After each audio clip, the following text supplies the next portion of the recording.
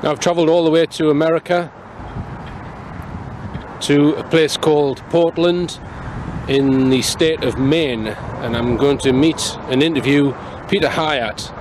Peter Hyatt is an expert on statement analysis, and he actually gives lectures and teaches people how to analyse witness statements. And we're going to be discussing the Madeleine McCann case. Today I am joined by Peter Hyatt, whose expertise is in statement analysis. Peter, can you just tell us, how did you become interested in statement analysis?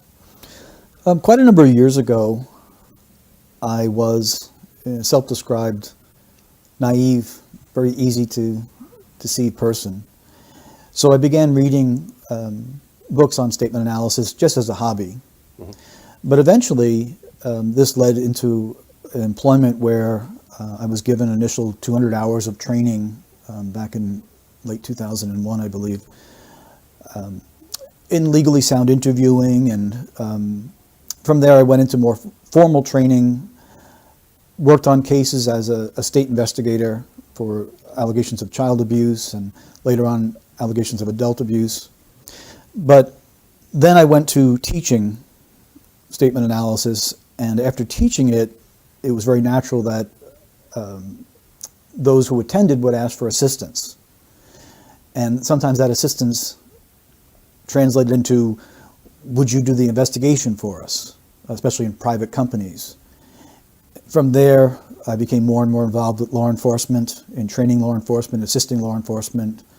And so currently I work full-time as an analyst and an instructor, teaching law enforcement, teaching journalists, lawyers, therapists, all different professionals who study the techniques used to discern deception, but also content analysis.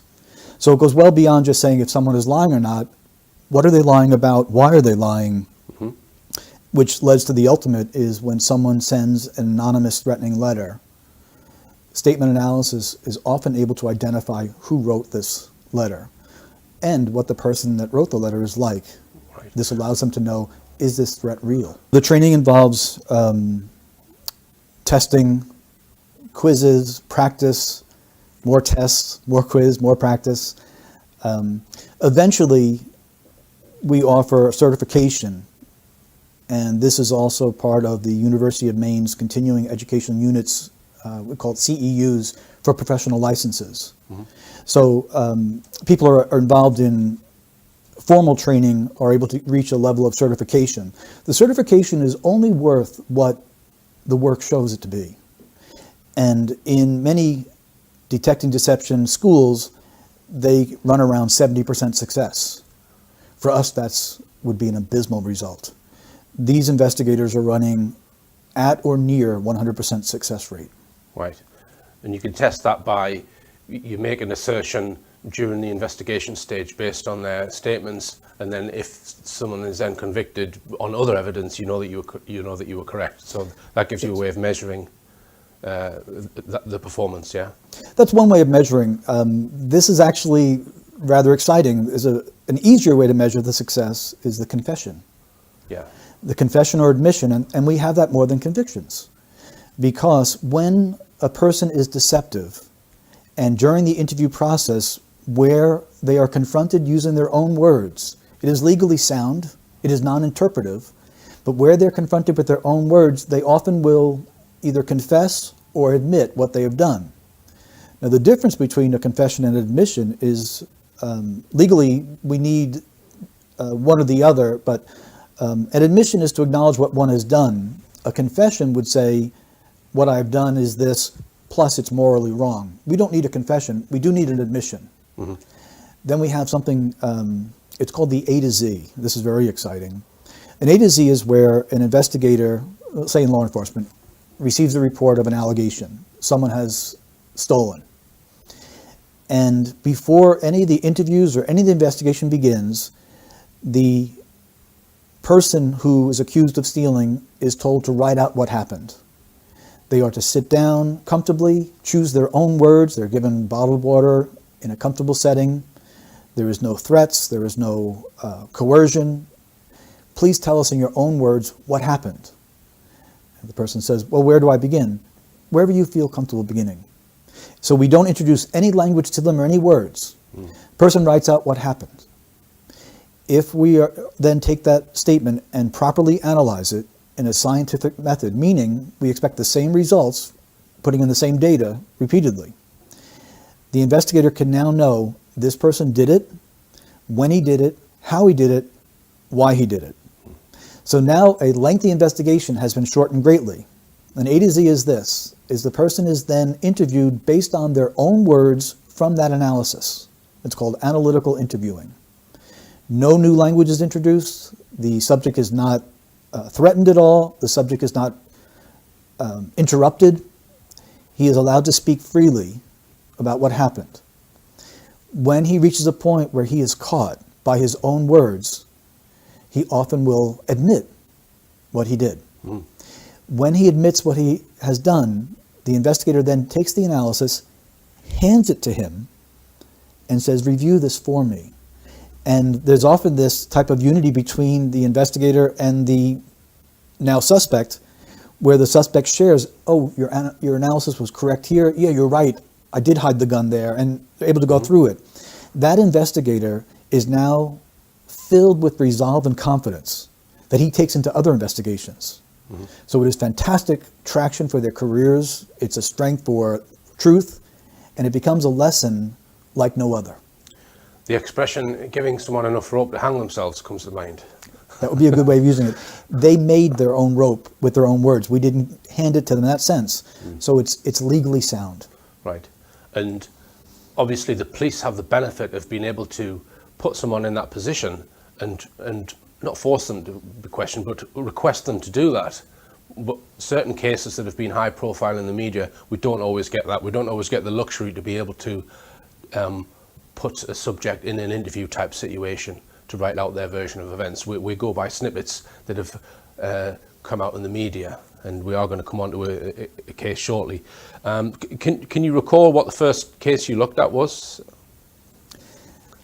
The first case that I worked for someone else, I've had success on my own, but the first case that I actually worked for someone else came after an instruction where there had been a theft, and local police had investigated the theft, but what they determined was that the company had too many employees that could have done it, and therefore they just closed it as unsolved. And the company had sent employees for training, and they asked if I could review their work, and then they eventually asked, could you take over for us? So I had all the employees write out what they did during their shift. I came back and said, here's the one that stole it, here's when he stole it, here's how he stole it. They asked if I would conduct the interview.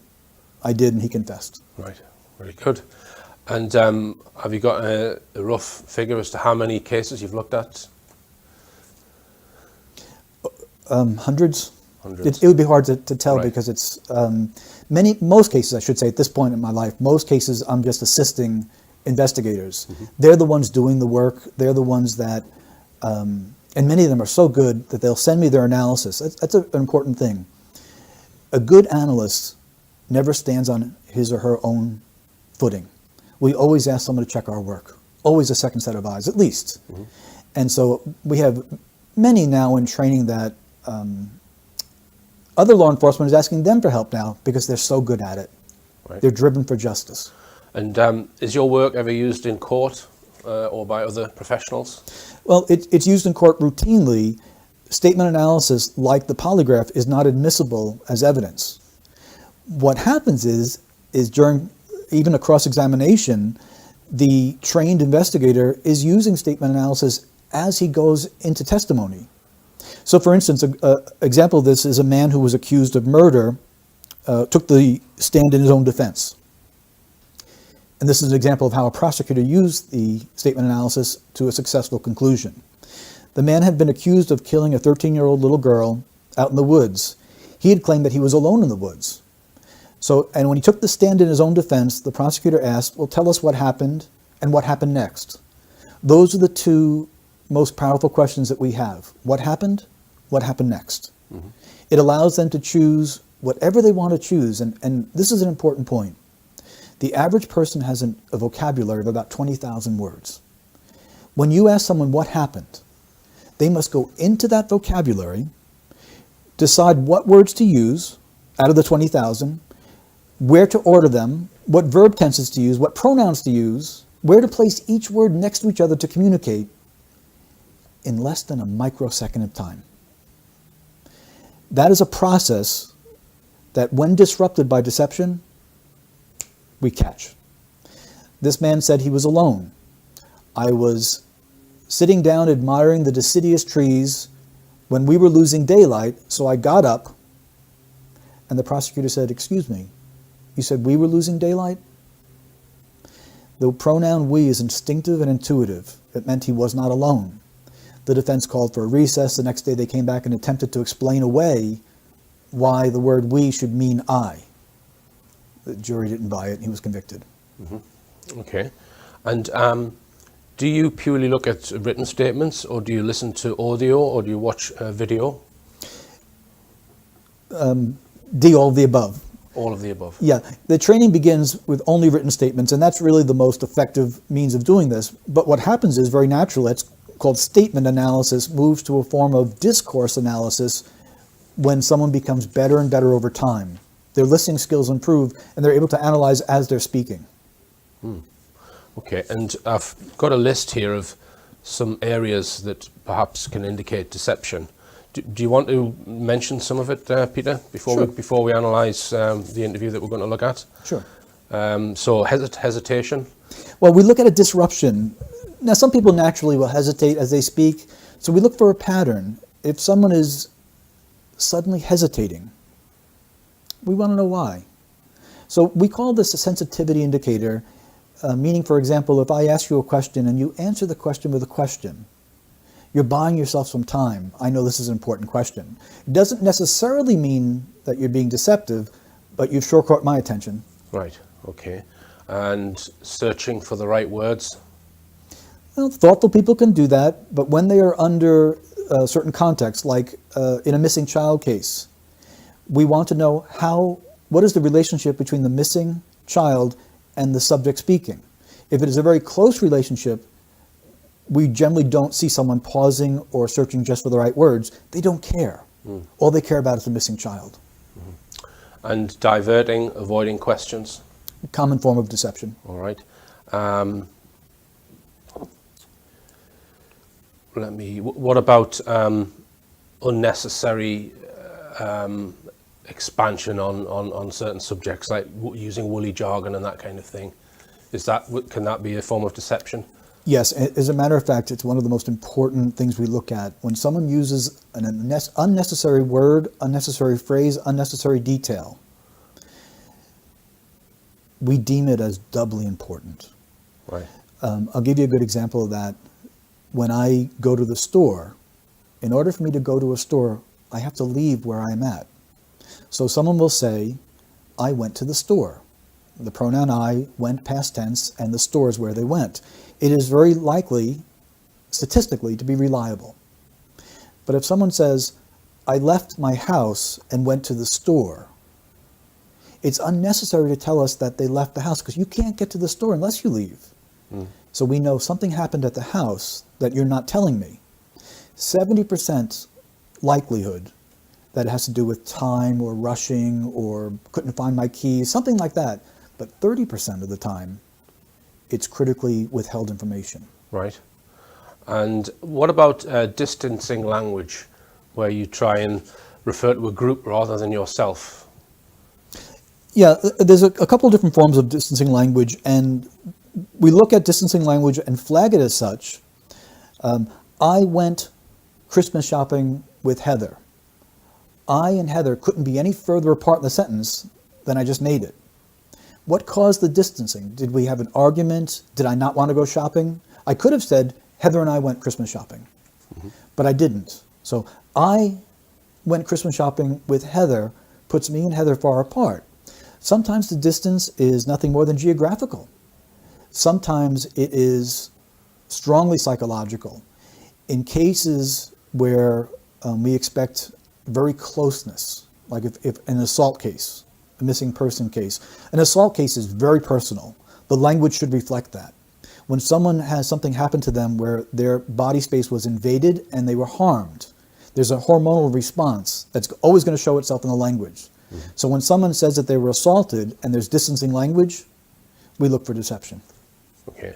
And what about the use of the word would? I would have done instead of I did do. Sure. It's one of the things that deceptive people use, and here's why. I said before that the average person has 20,000 words in their vocabulary. A more intelligent person might have 25, even 30,000 words. And when you ask them what happened, they must go into their memory. And when experiential memory speaks, it is very smooth and it goes in chronological order. A lie will disrupt that, and that causes internal stress. So people say, well, sociopaths don't feel stressed when they're lying. That's not true. They feel very stressed when they're lying because they don't want to be caught.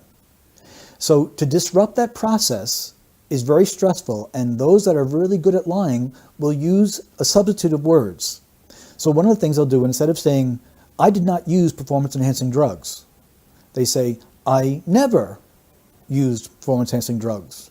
I would never. And what they're doing is they're actually distancing themselves from an actual denial. We saw this many years ago in Lance Armstrong, where he repeatedly used the word would never or never. In all the years that I watched his interviews, all the transcripts that I've seen, not once did he say, I didn't use performance-enhancing drugs. He avoided it. And what about qualifying words which change or weaken a statement? Tell us about that. Sure. It can be used appropriately, it can be used inappropriately. If I said to you, I locked my keys in the car, you can be confident that I know where my keys are, they're locked in the car.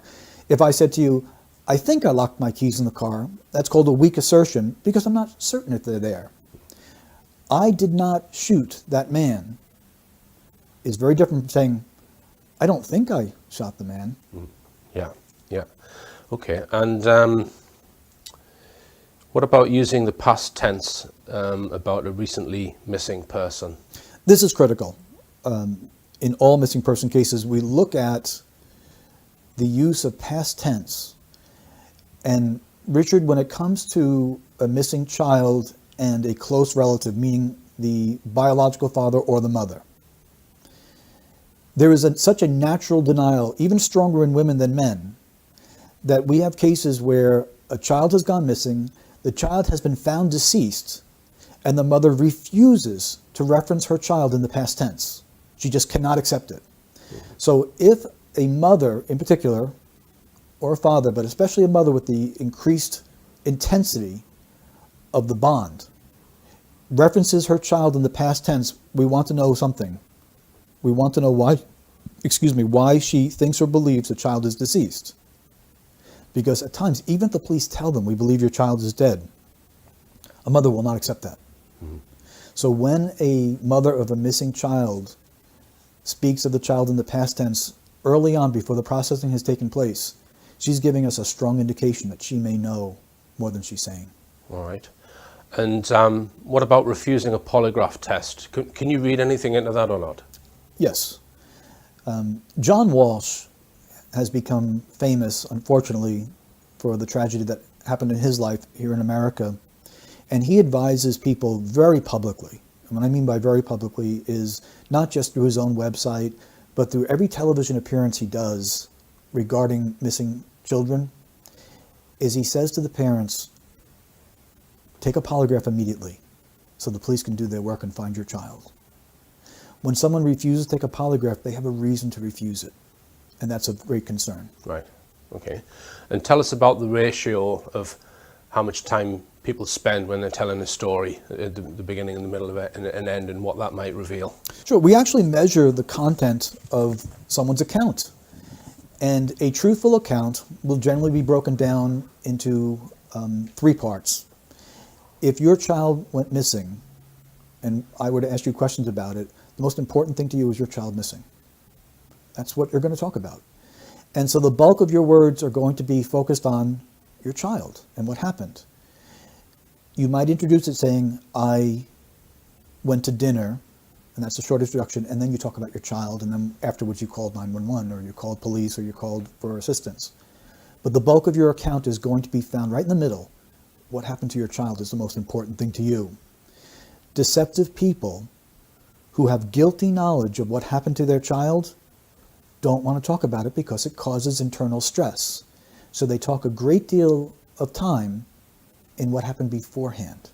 That's where they focus their details. Whereas any parent without guilty knowledge, any innocent parent, is going to focus upon the child. Now, when I say innocent, I mean a de facto innocence, not a judicial innocence. People are innocent until proven guilty in a court of law in the United States. What I mean by innocent is the de facto or in fact innocence. They have no guilty knowledge of what happened to their missing child. Mm-hmm. That type of innocence. So right. It's important to... Yes, I understand that. Now, you run a blog, Peter, where a lot of this statement analysis subject is discussed. Can you put everything on there, all of your professional cases, or are you limited as to what you can write on the blog? Yeah, the blog is only cases that I'm not professionally involved in. So the most fascinating cases never reach the blog. The blog is also a tool of advertising for my business. The blog catches the attention of investigators and who say, oh, I'd like to study that more in depth. Most of them have had some training in their academies. Some were privileged to go on to the FBI's National Academy where they learned deception detection. But what I produce on the blog is short summaries, not in-depth analysis. It would take far too long to explain some of the things there. Mm-hmm. On the case of missing Madeleine McCann, I didn't cover it a great deal. It fascinated me, but I didn't cover a great deal because it seemed that it was saturated with coverage. Mm-hmm. And when something becomes that heavily covered, I generally move on to something else. And so I put a general analysis on the blog about it, but really in the interview, there's much more there than... much more right. In the content of the analysis mm-hmm. than is on the blog. So this was an interview that the McCanns did in 2011, and I think it was on Australian television. And you did an analysis of that interview, of what they said in that interview, of their statements. So you transcribed the interview first, and then you've put your analysis on the blog. So why did you choose that particular one? Was there any reason, or was it just the first one you came across? Was there any reason why you chose that one? Because they've done a lot of interviews. Yeah, this was one that someone sent the transcripts to me. Right. Transcription services is expensive and it's time consuming. I can't do that. I can't go that. So there are people that are associated with the blog who will send trusted transcribed interviews to me. And I have to make a decision at any given time, what do I have enough time to go into? Mm-hmm. I also have to weigh in is that if I get involved with this and law enforcement sees it and contacts me, I've got to delete it and try to assist them. Sorry, you have to delete that. Why would you have to delete it? You mean on that case if they get in touch with you? On any given case, if law enforcement requests that it not be there, that it could hinder the investigation, I take it down. Oh, I see. So let's say that people who were investigating the Madeleine case weren't happy with that and asked you to take it down, right? I see. Yeah. Or if and this has happened before too, is where a police department will say, I saw your analysis, it's really good. Could you help me on this case? I delete it because I can't comment on something that's going to be adjudicated. Right. I don't ever want to interfere with justice. Justice comes before anything else. Right. And before we do some analysis on this interview, because you've reappraised it, is that right to say that this 2011 interview, you've done more detailed analysis on it? Is that? Yes. My conclusion hasn't changed. My general conclusion hasn't changed. But what I've done is more intense analysis, and there's several reasons for that. One of the reasons is your interest. Your interest is a professional interest here that is deeper than just an average person reading an article. You'd like to know the truth and in detail, mm-hmm. and so I can give you some of the details.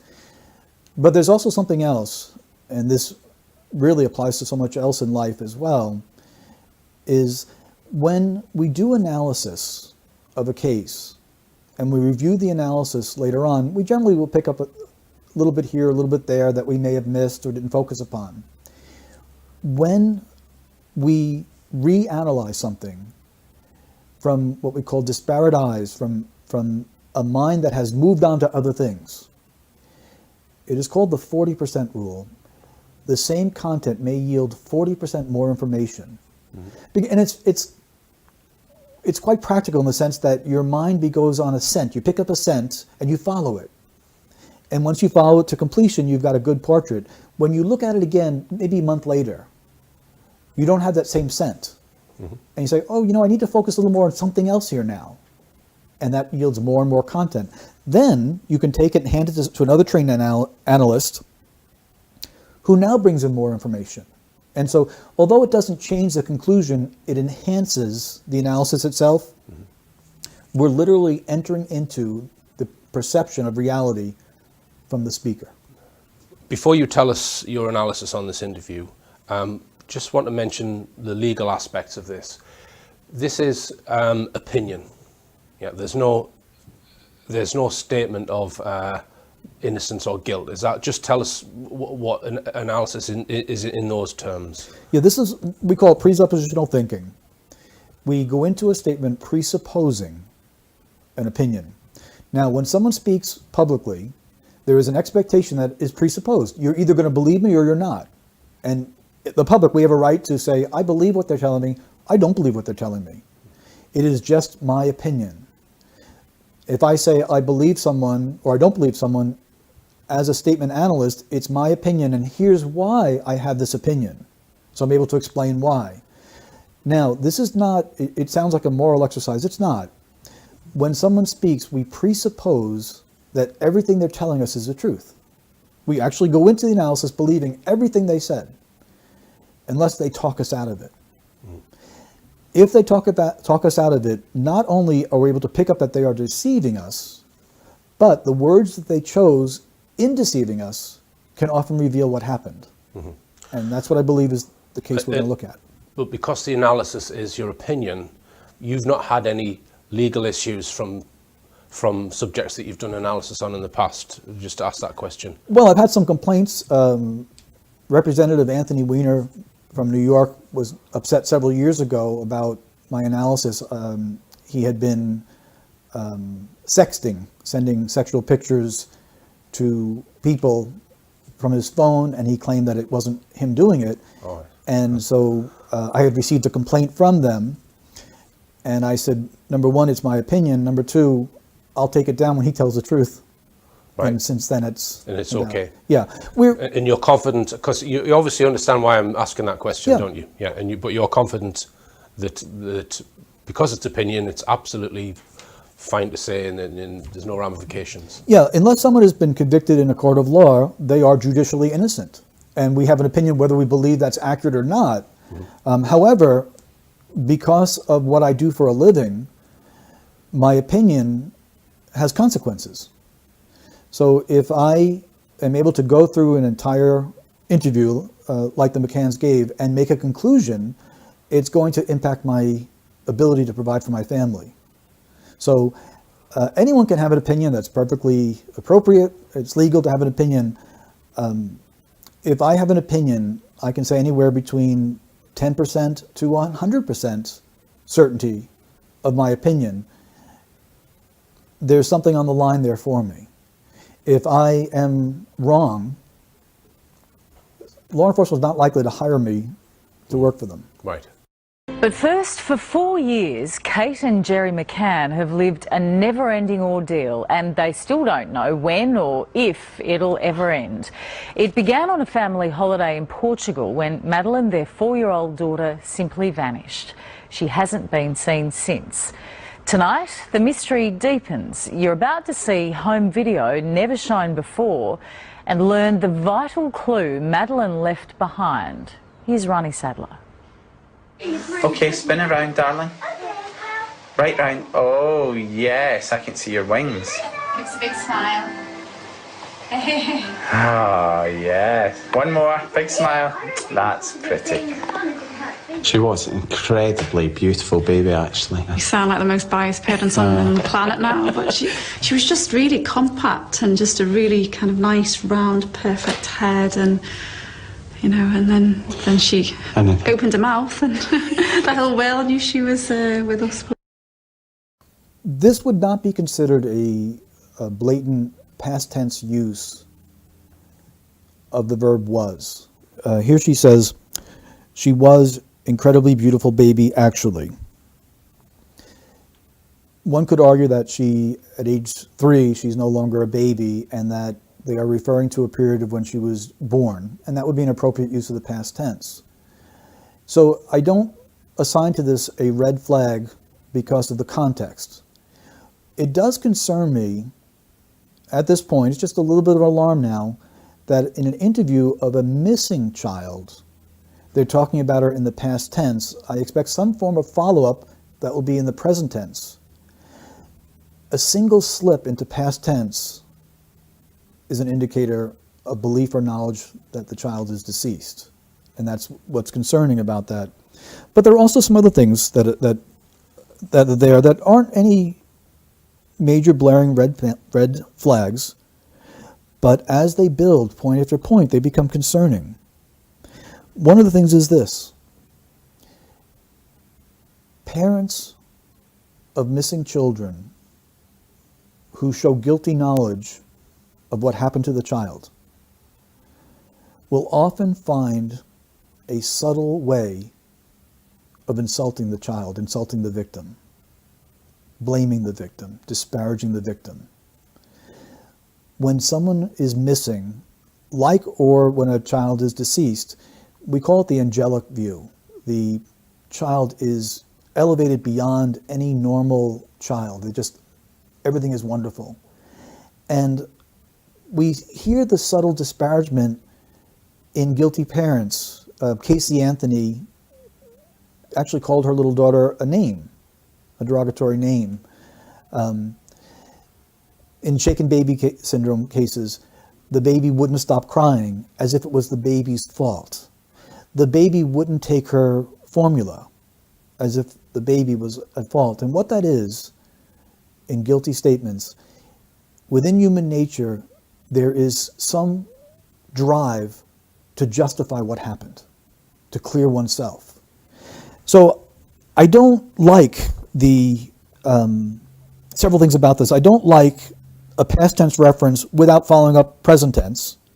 It continued there, and we have a praising of the baby that I do like, and then when she opened her mouth, the whole world knew she was with us, is a subtle way of saying that she was really loud.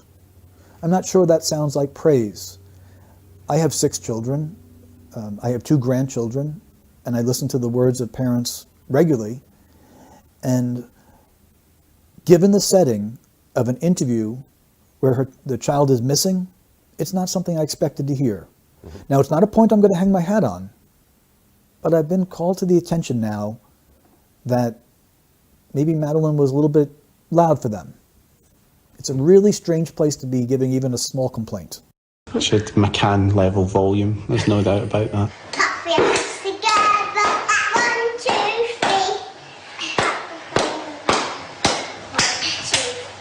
3. Yay, well done. Okay, let's sing another one. I always wanted to be a mother. I don't know if maybe that stemmed from being an only child and sort of, you know, wanting that feeling of family.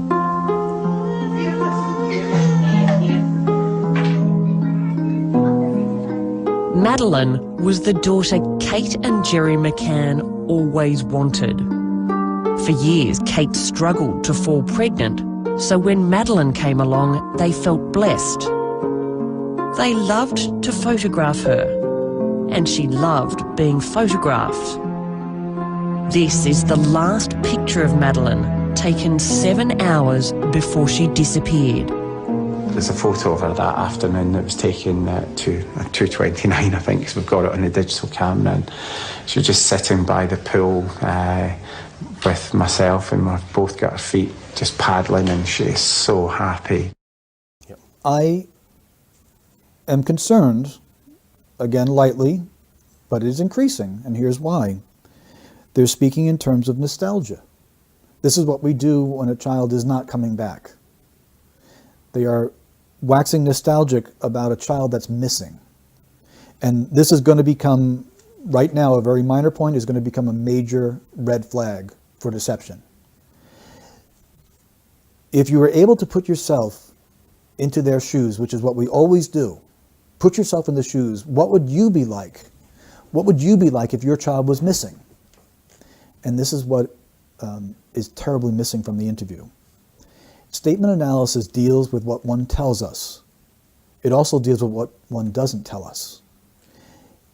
When parents of missing children have no involvement or no guilty knowledge of what happened to the child, their focus is on what the child is experiencing now. Does she have her favorite blankie? Does she have her teddy bear? Is someone looking at her warm smile? Are they kissing her? Is she scared at night? They are consumed by these thoughts. These people are speaking as if they have already processed something, which is her death. It's been 1,543 days since Madeleine McCann vanished. To keep Madeleine's case alive, this private couple has revealed more of themselves than ever before. Kate and Gerry are both doctors. They married in 1998 and in 2001, after 3 years of failing to conceive naturally, they began IVF. 18 months later, on the eve of another hospital appointment, Kate did a home pregnancy test. A little line appeared on the test. You know, I'm a doctor and it says on the box any kind of line is a positive, but I was like, oh, I'm not sure. But there was that faint kind of... Showed it's me and I'm like, it's definitely. It's definitely. No question. And obviously we had a scan and there's a little beating heart and that was our little Madeleine, you know, so... Who's that present for? That's for Auntie Claire. Are we going to post it today? No. We are. There's a letter. Who says uh-huh? Say yes, Daddy. Yes, Daddy. Okay. And then, in May 2003, 3 became 5. When she first saw the twins, she was just ecstatic. Absolutely ecstatic. Oh, we took a very big tonics. Santa must have bring all these toys. Alice. Felt blessed, really, at that time. You say the family felt really complete. You know, we did feel incredibly lucky.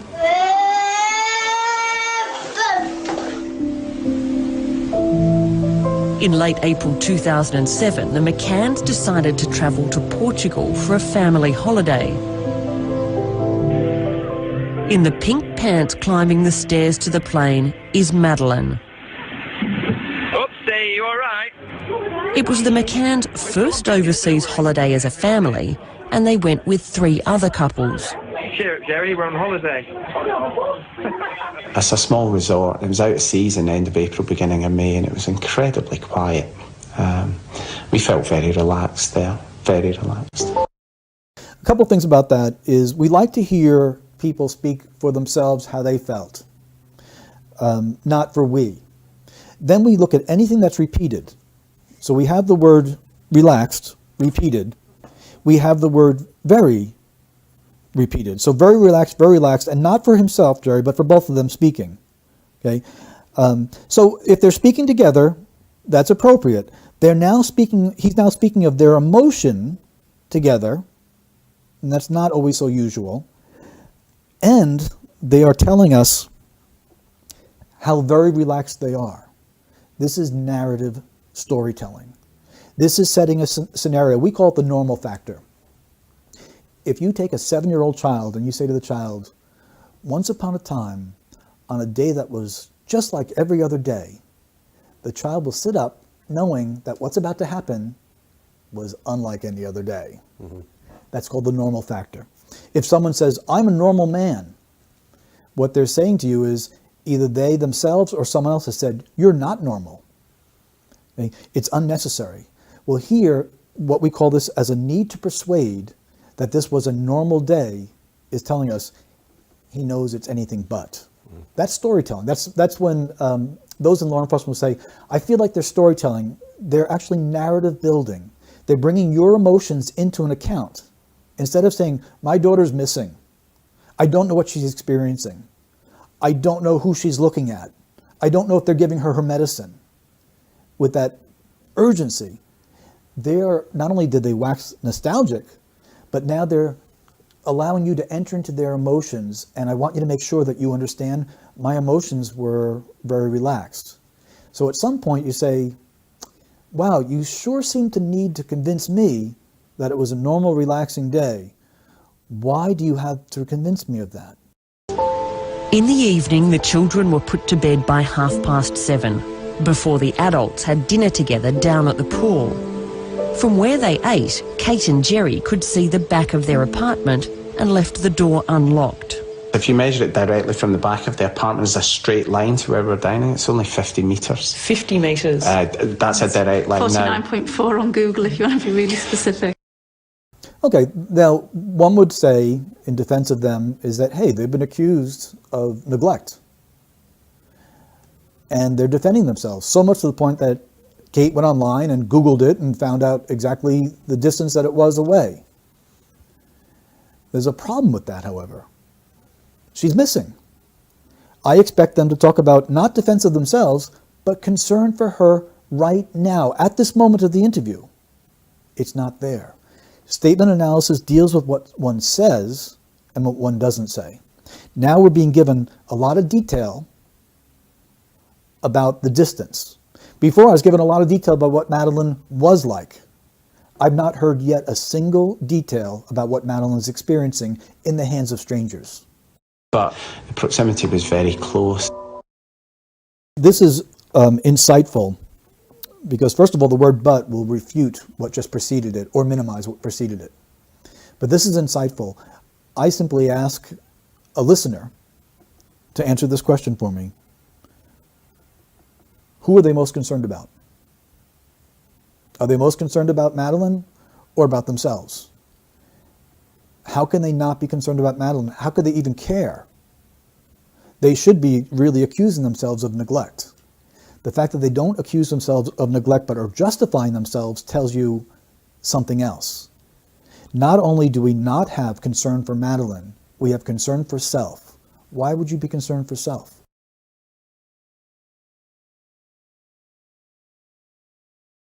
Madeleine and the twins slept in a room at the front of Villa 5A. Kate and Gerry believed their shuttered bedroom window, overlooking the car park and street, was closed and locked.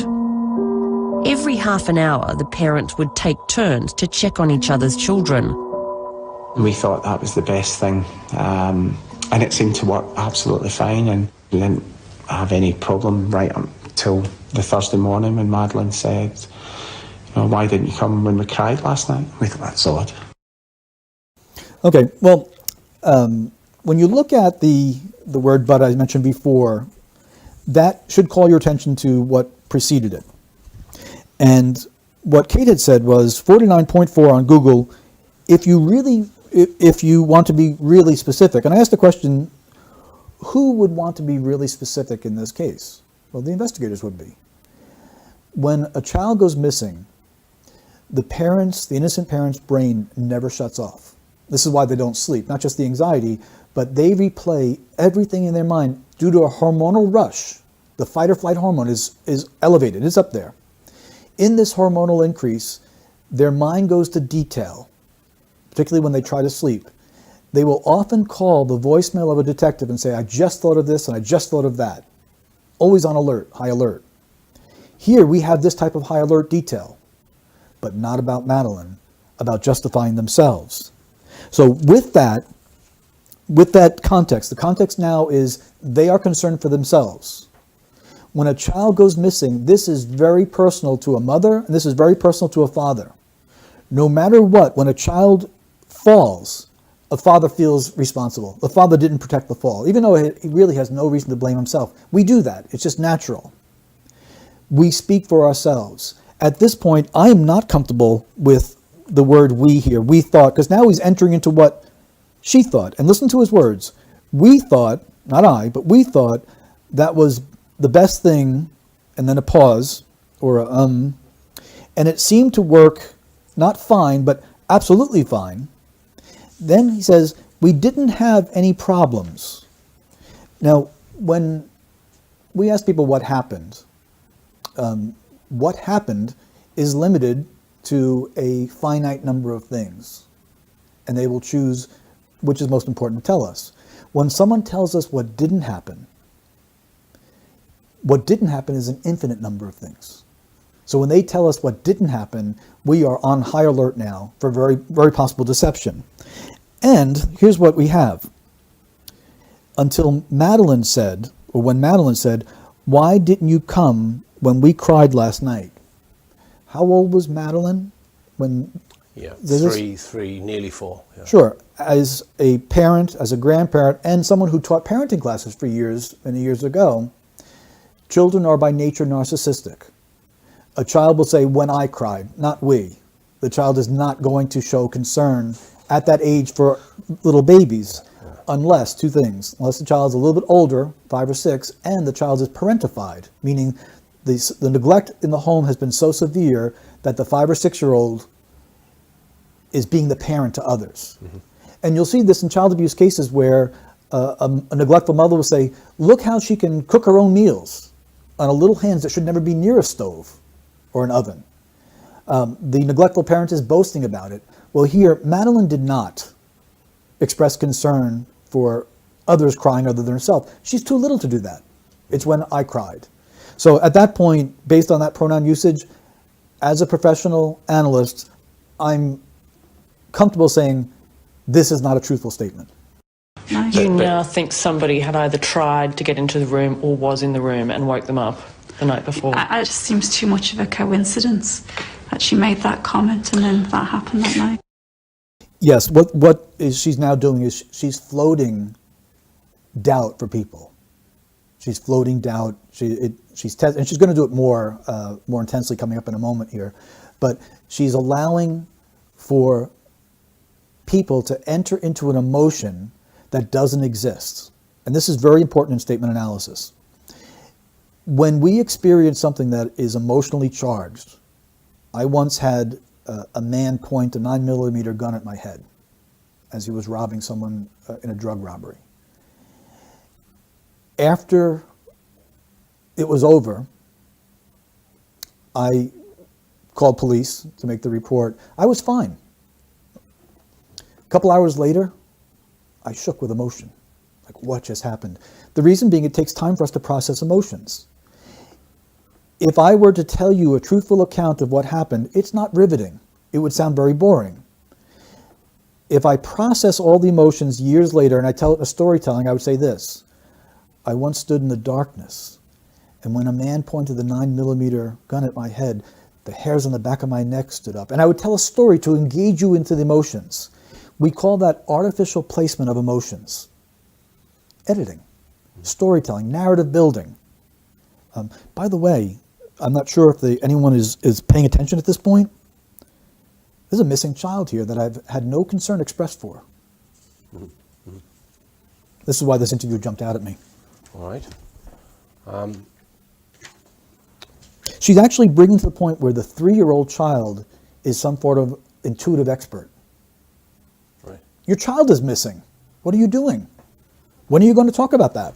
Looking back now, you think that could have been your one chance to save her? Well, as soon as I discovered that Madeleine had been taken, it just hit me straight away what she'd said that morning, and I just thought, oh my God, someone tried the night before. Okay, in statement analysis, we have a number of sensitivity indicators that are very closely associated with deception. In fact, in this sentence itself, there's enough to conclude deception. First of all, she is infusing emotion into reporting what just should have been said. Second of all, she's going to a conclusion. She didn't say, as soon as I saw that Madeleine was missing. She said, had been taken. She didn't know that. What parents of missing children do is they report their child missing. They don't know if someone took them. They don't know what happened or if the child ran away. By jumping to the conclusion, she wants to make sure that you know there's a kidnapping. She has a need to persuade the audience there was a kidnapping. The need to persuade itself underlies the weakness. Then the inclusion of the emotions at the perfect point of the statement tells us that's artificially placed there, narrative building. Then we have the infusion of deity. This is often found statistically in deceptive people. They're looking for a greater witness than their own words. When I ask someone, why should I believe you? Because I told the truth, because I'm telling you the truth. The weight of testimony is because it's true, which says basically, if you don't believe me, you're an idiot, get a new job. You shouldn't even be investigating because I told the truth. The burden is on you because I'm free because I told the truth. No matter how much you dig, you'll never find contrary because it's truth. The entire weight of the argument is based upon truth. If someone says, I didn't steal the money, why should I believe you? Because I'm telling the truth. 99.9% north, they're telling the truth. That's how powerful it is. They're basing their denial upon truth. When someone has a need to bring in a divine witness to what they're saying, and here in this case of doing that, she's making the assertion that Madeleine had been taken, which is already conclusionary, then calling on a divine witness by the inclusion of the word God. Okay? We could indicate here deception by itself and be confident that she's not telling the truth either. All right. Oh, excuse me, another point with this, because there's actually a lot more here in this small answer. The word just, in statement analysis, we look at dependent words. Dependent words are those that don't work without another thought. So if I said, this is my only child, instead of saying this is my child, this is my only child, what are you thinking of? The word only means you're thinking of something else. Did you lose a child? Did you try to have a child, couldn't have another one? You know, what happened there? Something happened. In her case, the word just, it just hit me, and the word just hit me is the timing of the emotion. Okay, the emotion doesn't belong here, but it's part of her storytelling. And I just thought, my God, someone tried the night before. The word just there means she's comparing this thought with something else. Deceptive people do it all the time. They're comparing the thought that they're floating for the audience with the truth, what really happened. It's a small point, but when enough small points come together, it's a large point. In that answer, we have her logical conclusion, her comparisons. We have her giving detail that doesn't add up to what children respond like. And we know that at this particular point in the statement, her concern should not be what a 3-year-old thought, but what my 3-year-old is going through right now. And that again is missing. On Thursday night, Kate put her daughter to bed for the last time. But my memory of that evening is really vivid. I mean, she was really tired, but she was just cuddled up on my knee and we read a story. And we also had some treats. We had some crisps and biscuits. And then after they'd done the usual kind of toilet teeth, we went through to the bedroom and read another story, If You're Happy and You Know It.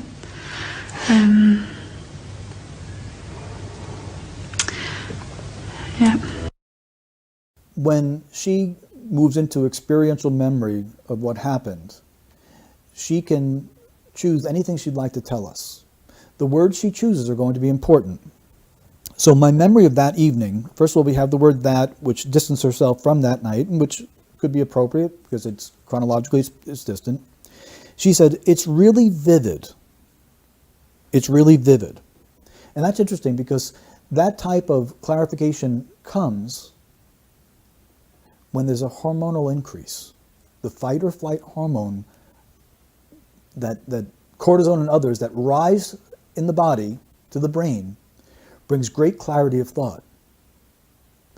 But if this was a normal, quiet, happy evening, what would cause such vividness in her memory? So what she's doing is she's narrative building, but she's telling us that this night was anything but normal. Now, this is my assertion to the viewers. By saying it's really vivid, she's choosing these words. She's telling us, she wants us to believe that her memory is very strong with details. It's not just vivid, it's really vivid. And I believe her. I mean, she was really tired. Now, she is using her own words. We must believe her. We must listen to her. I believe that her memory of that evening is very vivid because her hormones were on super high alert. I believe that Madeleine was really tired, and that Madeleine's tiredness is important to this case enough that she's mentioning it here. We should be listening and believing her. But she just cuddled up on my knee, and we read a story. And we also had some treats.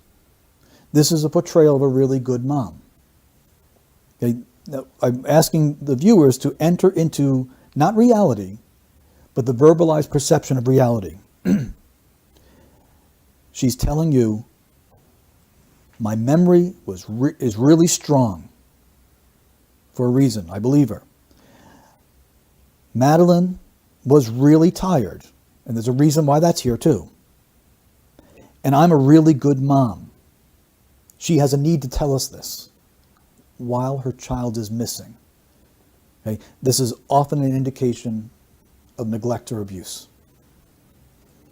There's a correlation between mothers who, when they go for substance abuse treatment, if a mother says in the in-screening of substance abuse treatment, I'm a really great mom, or portrays it in any way, shape, or form, it's a signal for the therapist to go into the history and find this mother has been involved with Child Protective Services. Okay? In other words, great moms are often too tired to talk about how great they are, just from being tired. It's the need to brag is concerning. Now, her child is missing. At this point, the self-condemnation should be through the roof instead of the boasting. This is not a good sign. I'm believing her as she's guiding me until she talks me out of it. I think they may have read. I think they may have had some treats. In fact, she's given me exact details of the treats because I think she really is vivid memory because the hormones are really high, which is concerning. And then what I mentioned earlier about the normal factor, here we go. The usual kind. In other words, it's a normal, usual night. The need for her to express that tells us it was anything but.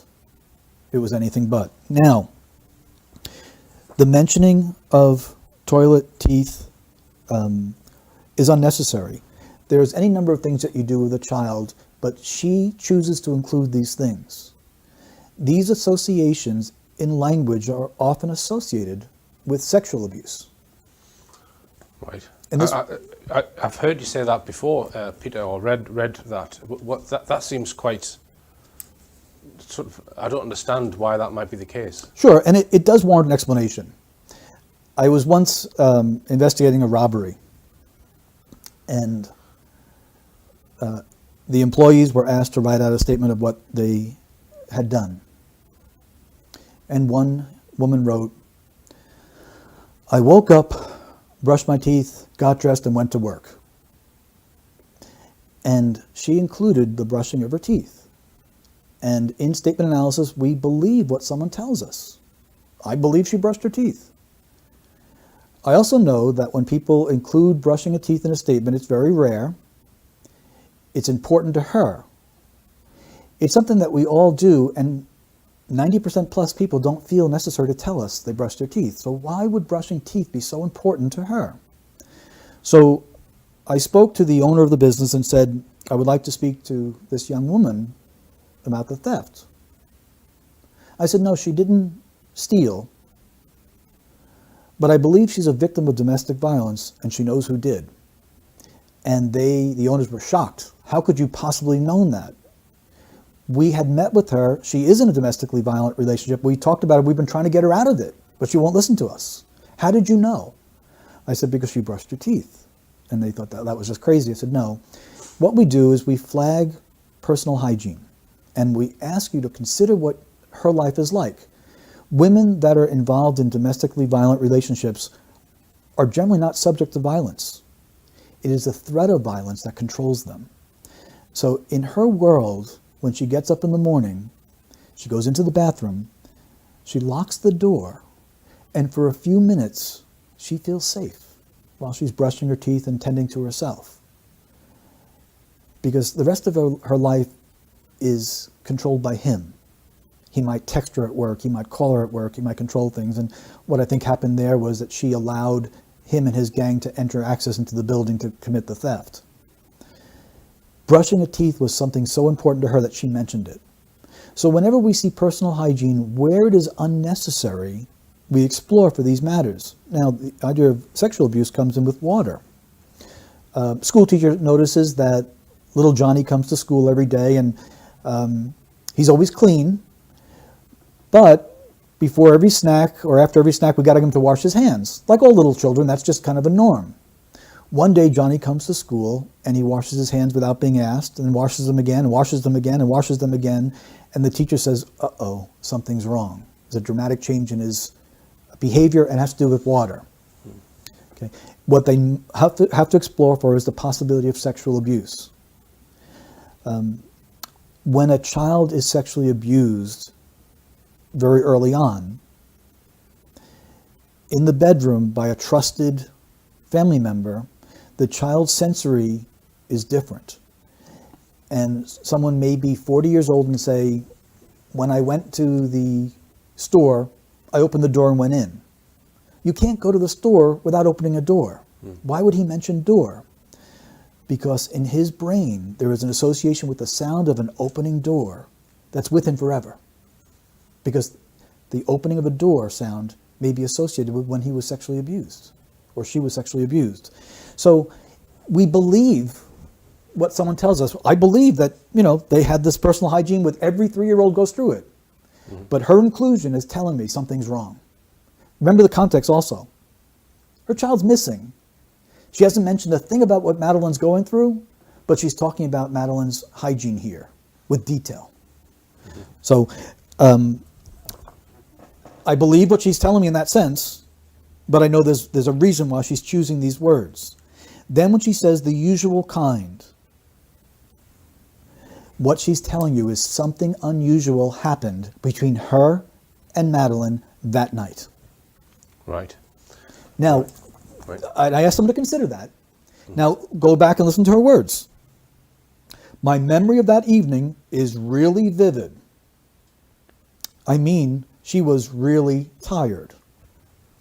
And I think that investigators should consider the possibility that Madeleine was given something that made her very tired so she would sleep and not disrupt the dinner.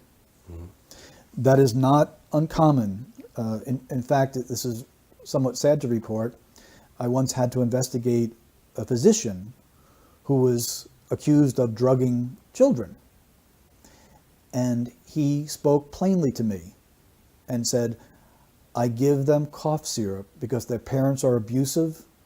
The state cannot take the children away from the parents, but I know they're abusive. And by giving them a teaspoon of a type of cough syrup that will help them sleep, the parents' drug night will not be interrupted, and the child won't suffer even more so.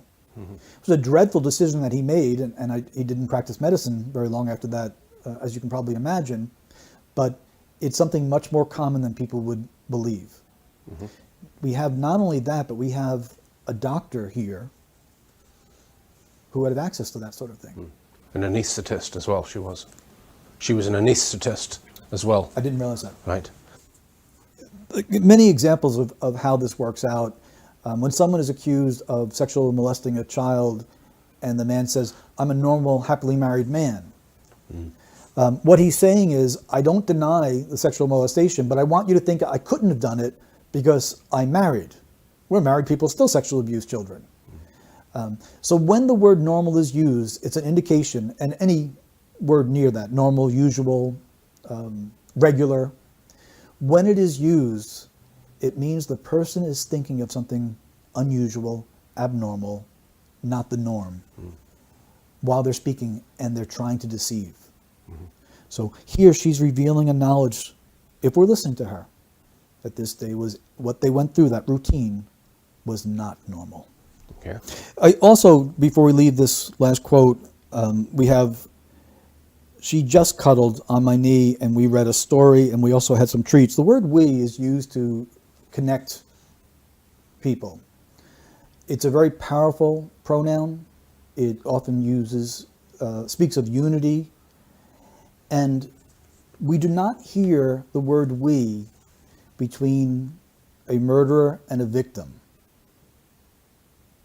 It's very unusual. What this suggests, along with the word cuddled, is something different. The word cuddled, that's what 3-year-olds do. It's unnecessary to tell us that. It is persuasive language. She's trying to portray something as being very close, very normal, telling us that something wasn't normal about it. But the word we suggests something to consider, that what happened to Madeleine that night may not have been intentional.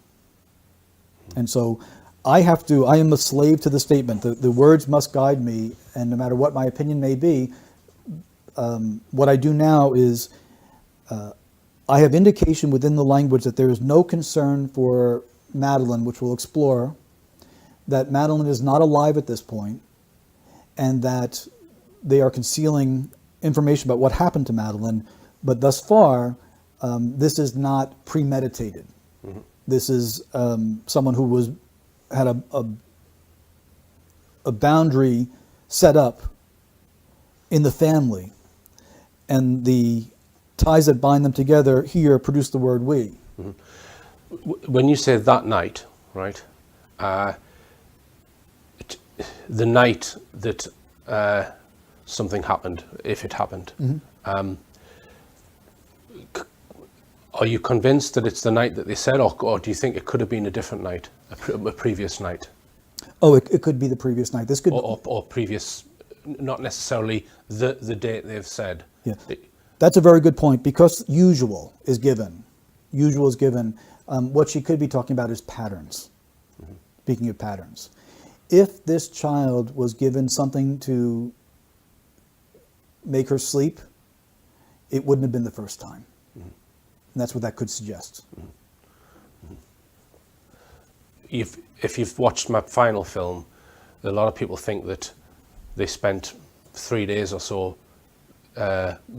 before they announced to the public that Madeleine had gone missing, that they spent some time planning it. That's a well, it's all covered in my final film, basically. But what we looked at was, we went back in time from the point where they alerted the police to try and find evidence of her being alive in photographs and all kinds of things. So there is a school of thought that she died on the 29th of April, which was 3 days before they even reported her missing. So I don't know, have you not watched that final film? I haven't yet. Right, okay. All right. Right now it's not supported by the language, but the reason I mention it is because what I do is I have to be open to anything that comes in, and what I'll say is the language will affirm that, the language will deny that, or the language won't address it. It's called a temporal lacunae, a jump over in time, and at this point I don't see a deliberate attempt to jump time. Okay. And if it comes up later, I'll grab it, but I don't see it at this point. All right. At 9 p.m, Gerry checked on Madeleine and the twins. I actually stuck my head round the door and I just lingered for a few seconds and thought how beautiful she was. And that's the last time I saw her. This is very concerning. This is a statement that bothers me a great deal. First of all, he begins with the pronoun I, which means psychologically he's putting himself there. This is good. We want him to be there. We want to have reliable information. But the next word is actually. The word actually means he's comparing what he's claiming to do with something else. Why would that be necessary at this point? Then I'd actually stuck my head around the door, and I just lingered for a few seconds and thought how beautiful she was, and that was the last time I saw her. At this point, his child is missing, not dead, according to their narrative. even though he's referencing a specific night, is Madeleine no longer beautiful? And what I ask the viewers is to consider that when you give a detail of a past tense event, the detail should be in the past tense appropriately. When you speak about character or ongoing characteristics of a missing child, it should be present tense. And I thought, how beautiful she is. And that's the last time I saw her. That would be more acceptable. This is a past tense reference to Madeleine herself, not specifically bound up to a detail, but actually, was she only beautiful that night? That's what I mean by an attribute. So when someone uses an attribute of a missing child in the past tense, it's not a good signal. It's not a good signal at all. Now, he also stuttered with the pronoun I. So what we look for is that, does he normally stutter? And he doesn't. He's not a stutterer. The pronoun I is something that we in the English language use millions of times. We are as good at using the pronoun I as we could be as good at anything in this life. When someone stutters on the pronoun I, there is an increase in tension and anxiety. And this stutter bothers me here. And it's important. He's talking about his daughter in the context she's still missing. So while the several things are wrong, he gives a narrative or an emotion. He references her beauty, which should be ongoing, and it's not. And he stutters on the pronoun I. And I still wait to hear concern for what Madeleine is going through while this interview is being conducted. And that's going to be a bigger point as we move forward. Yeah. Excuse me. The last time someone sees a missing child is always going to be important. Right. This may sound a bit strange, but I believe him.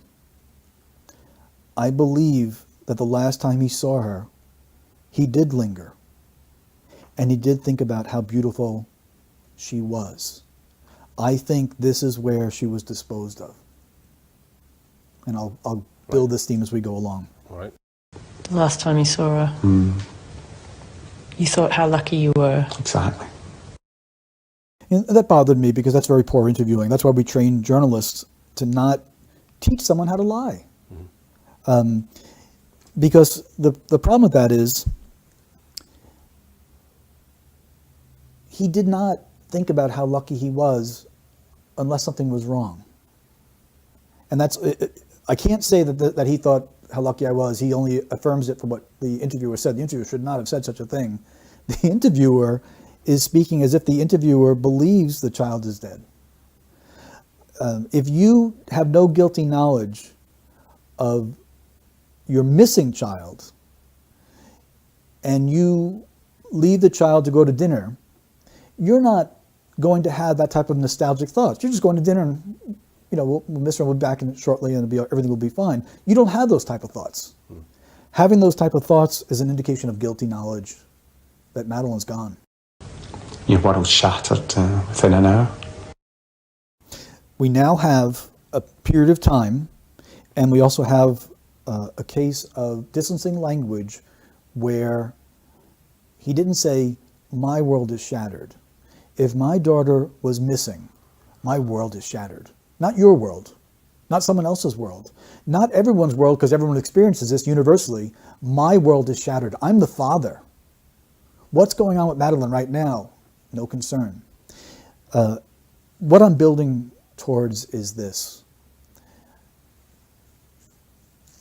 There's a reason why the McCanns do not show any concern over what Madeleine's experiencing right now. They're intelligent people. They're no dummies here. They're intelligent people. They're not concerned.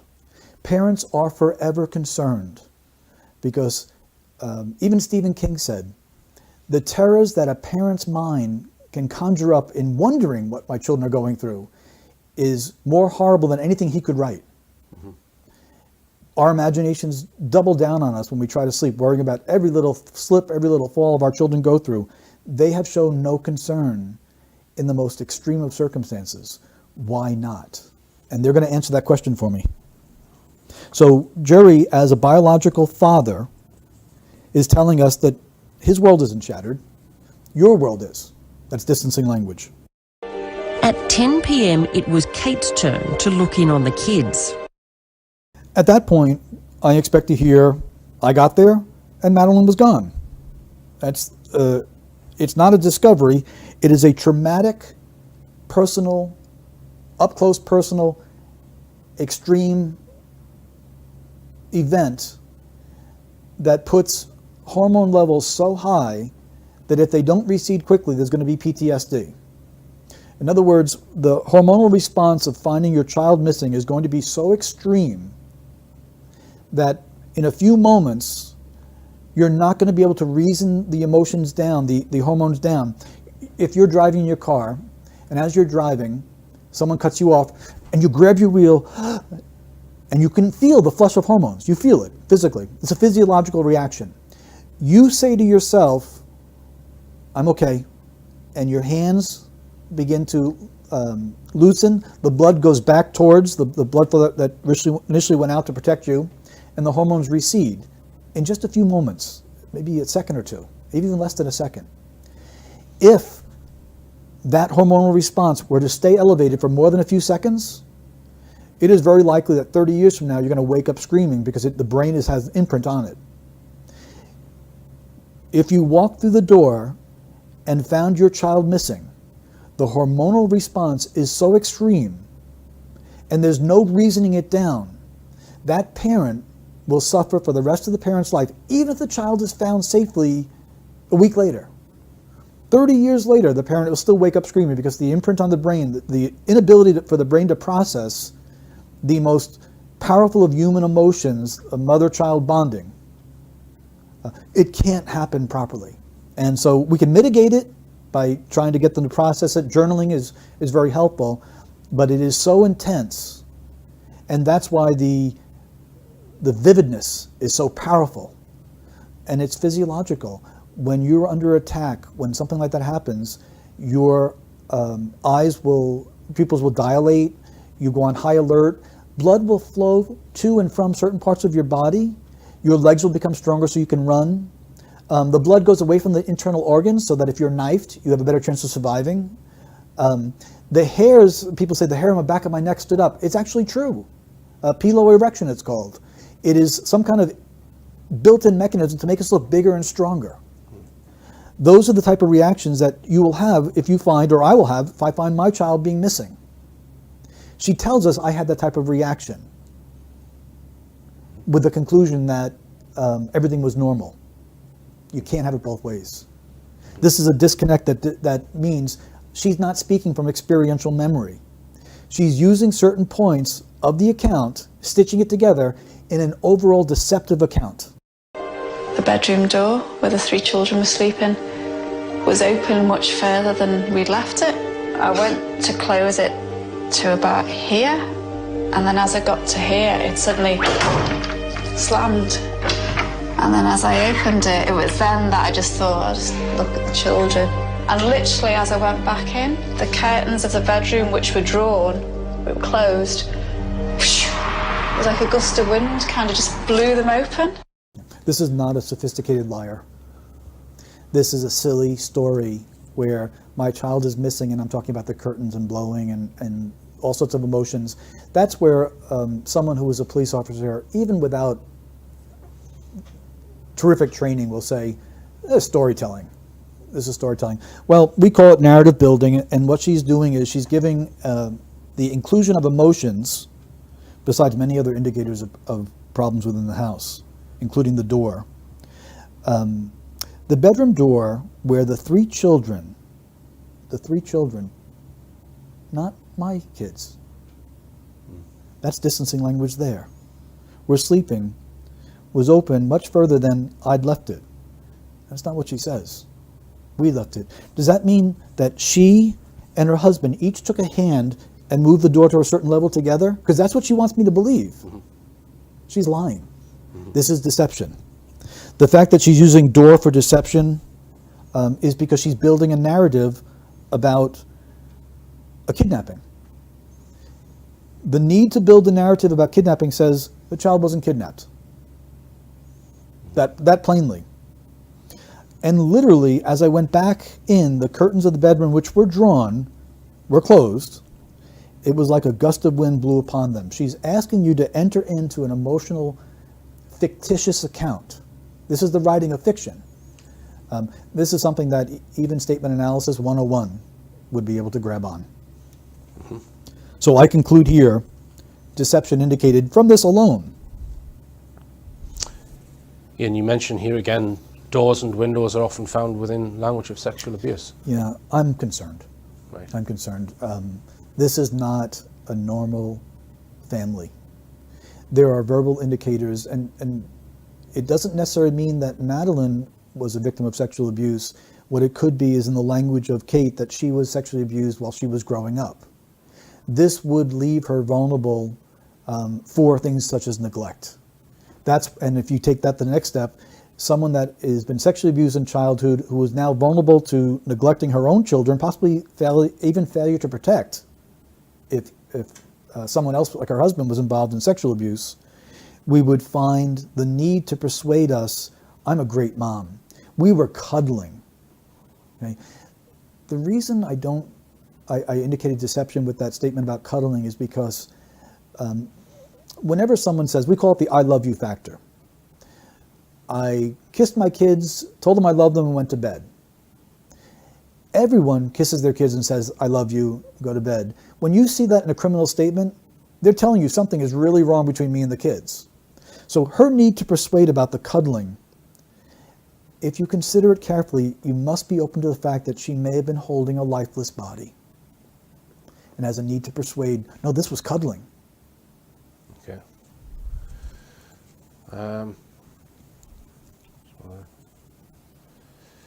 This answer, by the way, was one of the most important answers because here we were able to look at the larger measurement of the statement of what happened as she gets into it.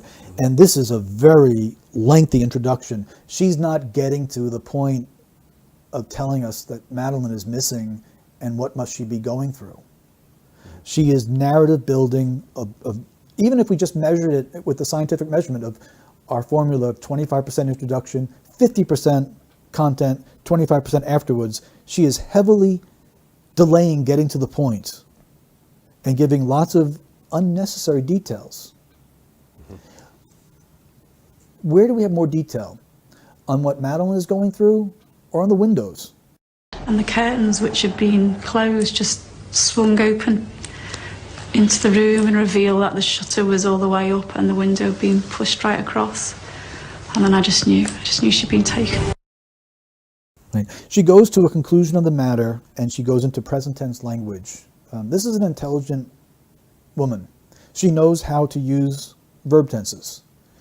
When someone is committed to something that happened, I came to the building, not I come to the building. Well, here we have a continued description about the curtains, which is concerning to me, just swung open into the room and reveal that the shutter was all the way up. So if we want to believe what she's going to say is that the reason that she knows that someone had been taken her is because she walked into the room and the room just magically opened itself up and said, look at the evidence. She's lying. Okay. This tells us Madeleine was not kidnapped. Okay. Kate says after a quick, frantic search of the apartment, she ran back towards Gerry, who was still with their friends at the table by the pool. I can't remember exactly where the table was. It's kind of in this bit. So it would be about round here. And I was kind of sitting in this bit. Yeah, I mean, Kate was clearly distraught and I jumped up, but it was kind of disbelief. She can't be gone. She can't possibly. How could she be gone? And I was saying that to Kate as we were both running. Deception indicated, and here's why. First of all, we have him making an assertion. I know where the table was. I know exactly where the table was. So he's giving us an indication, I am on high alert, the same what she had done before. And then, with this precise language, he immediately moves away from it it was kinda, he now qualifies it, this bit, so it would be about around here. And I was kinda sitting in this bit. So going from this exact, this is a form of self-censoring. He is stopping himself from going to this precise way. He has a need to conceal. He then describes his wife's emotion. Kate was clearly distraught. Now consider this. If your child is missing, you're going to be distraught. Telling us that she's distraught is narrative. It's not necessary to say. I didn't think that she stopped to smoke a cigarette and to look at how beautiful the stars were in the sky. Of course she'd be distraught. Telling us that she was distraught is unnecessary, therefore it's very important. But he now looks to persuade me. Not only was she distraught, but she was clearly distraught. In other words, her affect of being distraught was beyond any debate. So I want you to know that when my child was missing, my wife was really, really, really upset. That's goofy. And that's what this is. It's a need to persuade. That sounds, to the average listener, that sounds goofy. And I jumped up. You know, we did not think that you stopped for a cigarette. We did not think you said, okay, let me have dessert first. This is also unnecessary language. And then he says, kind of disbelief. I believe him. Because he knows it's not true. He knows what he's doing is narrative telling. And so the first thing he's going to say is, where is she? We must find her. No, she can't be gone. She can't. She can't possibly be. How can she be gone? This is an important part for your viewing audience to understand. Guilty people will ask questions. They are looking to see what answers are out there. They're looking for responses from even the interviewer, from police, from the audience. They're floating their alibis to see, will you agree? The first thing that anyone would say if your child was missing is, where is she? Not how can this happen? No, that this can't be happening. Now, we don't even reach denial stage yet. As a father or mother, the first thing we do is, no, I'm going to find her. She wandered out. The door was open. She's out here, let's get her. They know that she didn't wander out. So he artificially not only imputes his emotions into this part of the statement, he artificially inflates both of their emotions. The fact that he says that he had to do something immediately, and I jumped up, it itself is unnecessary. Of course, any father is going to jump up. He has a need to persuade us. He might, at this point, be reliving the emotions, the motions that he went through in this. So he gives us, he wants us to think that he's in denial. She can't possibly be what? He stopped himself. Be dead? How can she be gone is a question. And I said that to Kate, no. And I was saying that to Kate as we were both running. Now this is also interesting, and it may be a little bit overkill, but this is what analysts do. We would take this short answer and analyze it for hours. And just one small point here. And I was saying that to Kate as we were running. Nope. As I was saying that to Kate as we were both running. He has a need to persuade that both were in earnest, both were upset, both were in emergency mode, because they weren't. Those that are in emergency mode don't even need to tell us they're in emergency mode, but they certainly don't need to persuade us. His need to persuade that they were in emergency mode tells us this was not unexpected, this was not an emergency. Richard, he's lying.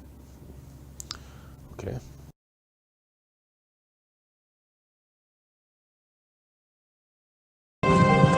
Police were called within 15 minutes, but they didn't arrive for nearly an hour. It took them another 2 hours before they bothered to seal off Madeleine's bedroom. British investigators later called it the worst preserved crime scene they'd ever encountered. Roadblocks and checks weren't put on Portugal's borders for a full 12 hours. And within days, hundreds of guests, potential witnesses and suspects had checked out and left without ever having been interviewed. Now, I can't defend what the police did or didn't do. I don't know it. I didn't work with them. I have no association with them. But I do ask your viewing audience to consider that it is very possible that the initial investigators didn't believe they needed to do any of those things. Yeah. I'd like you to consider this. I know exactly where that table was. And then he stumbles over to exactly where the table was.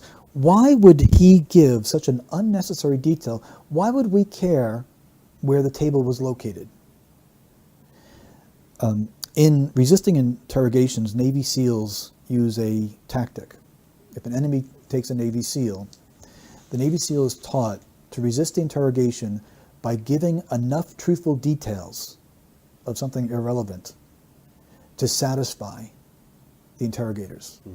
And so Navy SEAL is captured, and he talks about how he dives and cleans the ship.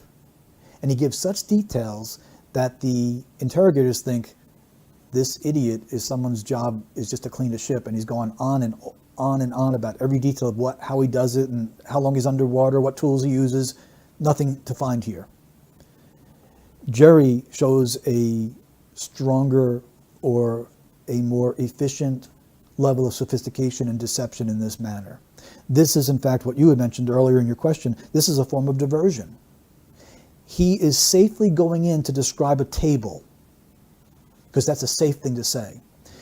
We call this leakage. He knows what happens, or I'll say it this way. The brain knows what happened. He now has to go into the brain and talk about what happened, but not give it away.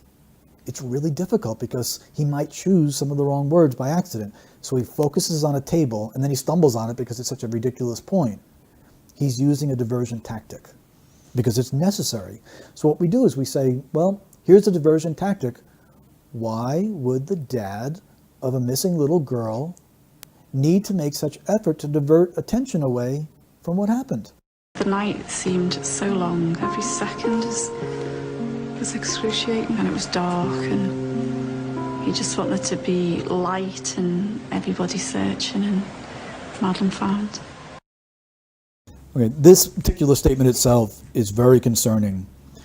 First of all, we'd ask the question, for whom was this night so long and so excruciating for? For Kate. Or if we want to listen to her words, it was not even for Kate, it was for you. Listen to what she says. Believe what she says. The night seemed so long, every second was excruciating, and it was dark, and you just want there to be light. Not she, not her as a mother. But by the way, was it excruciating for Madeleine to be taken? She shows concern for you or herself, and nothing for the child.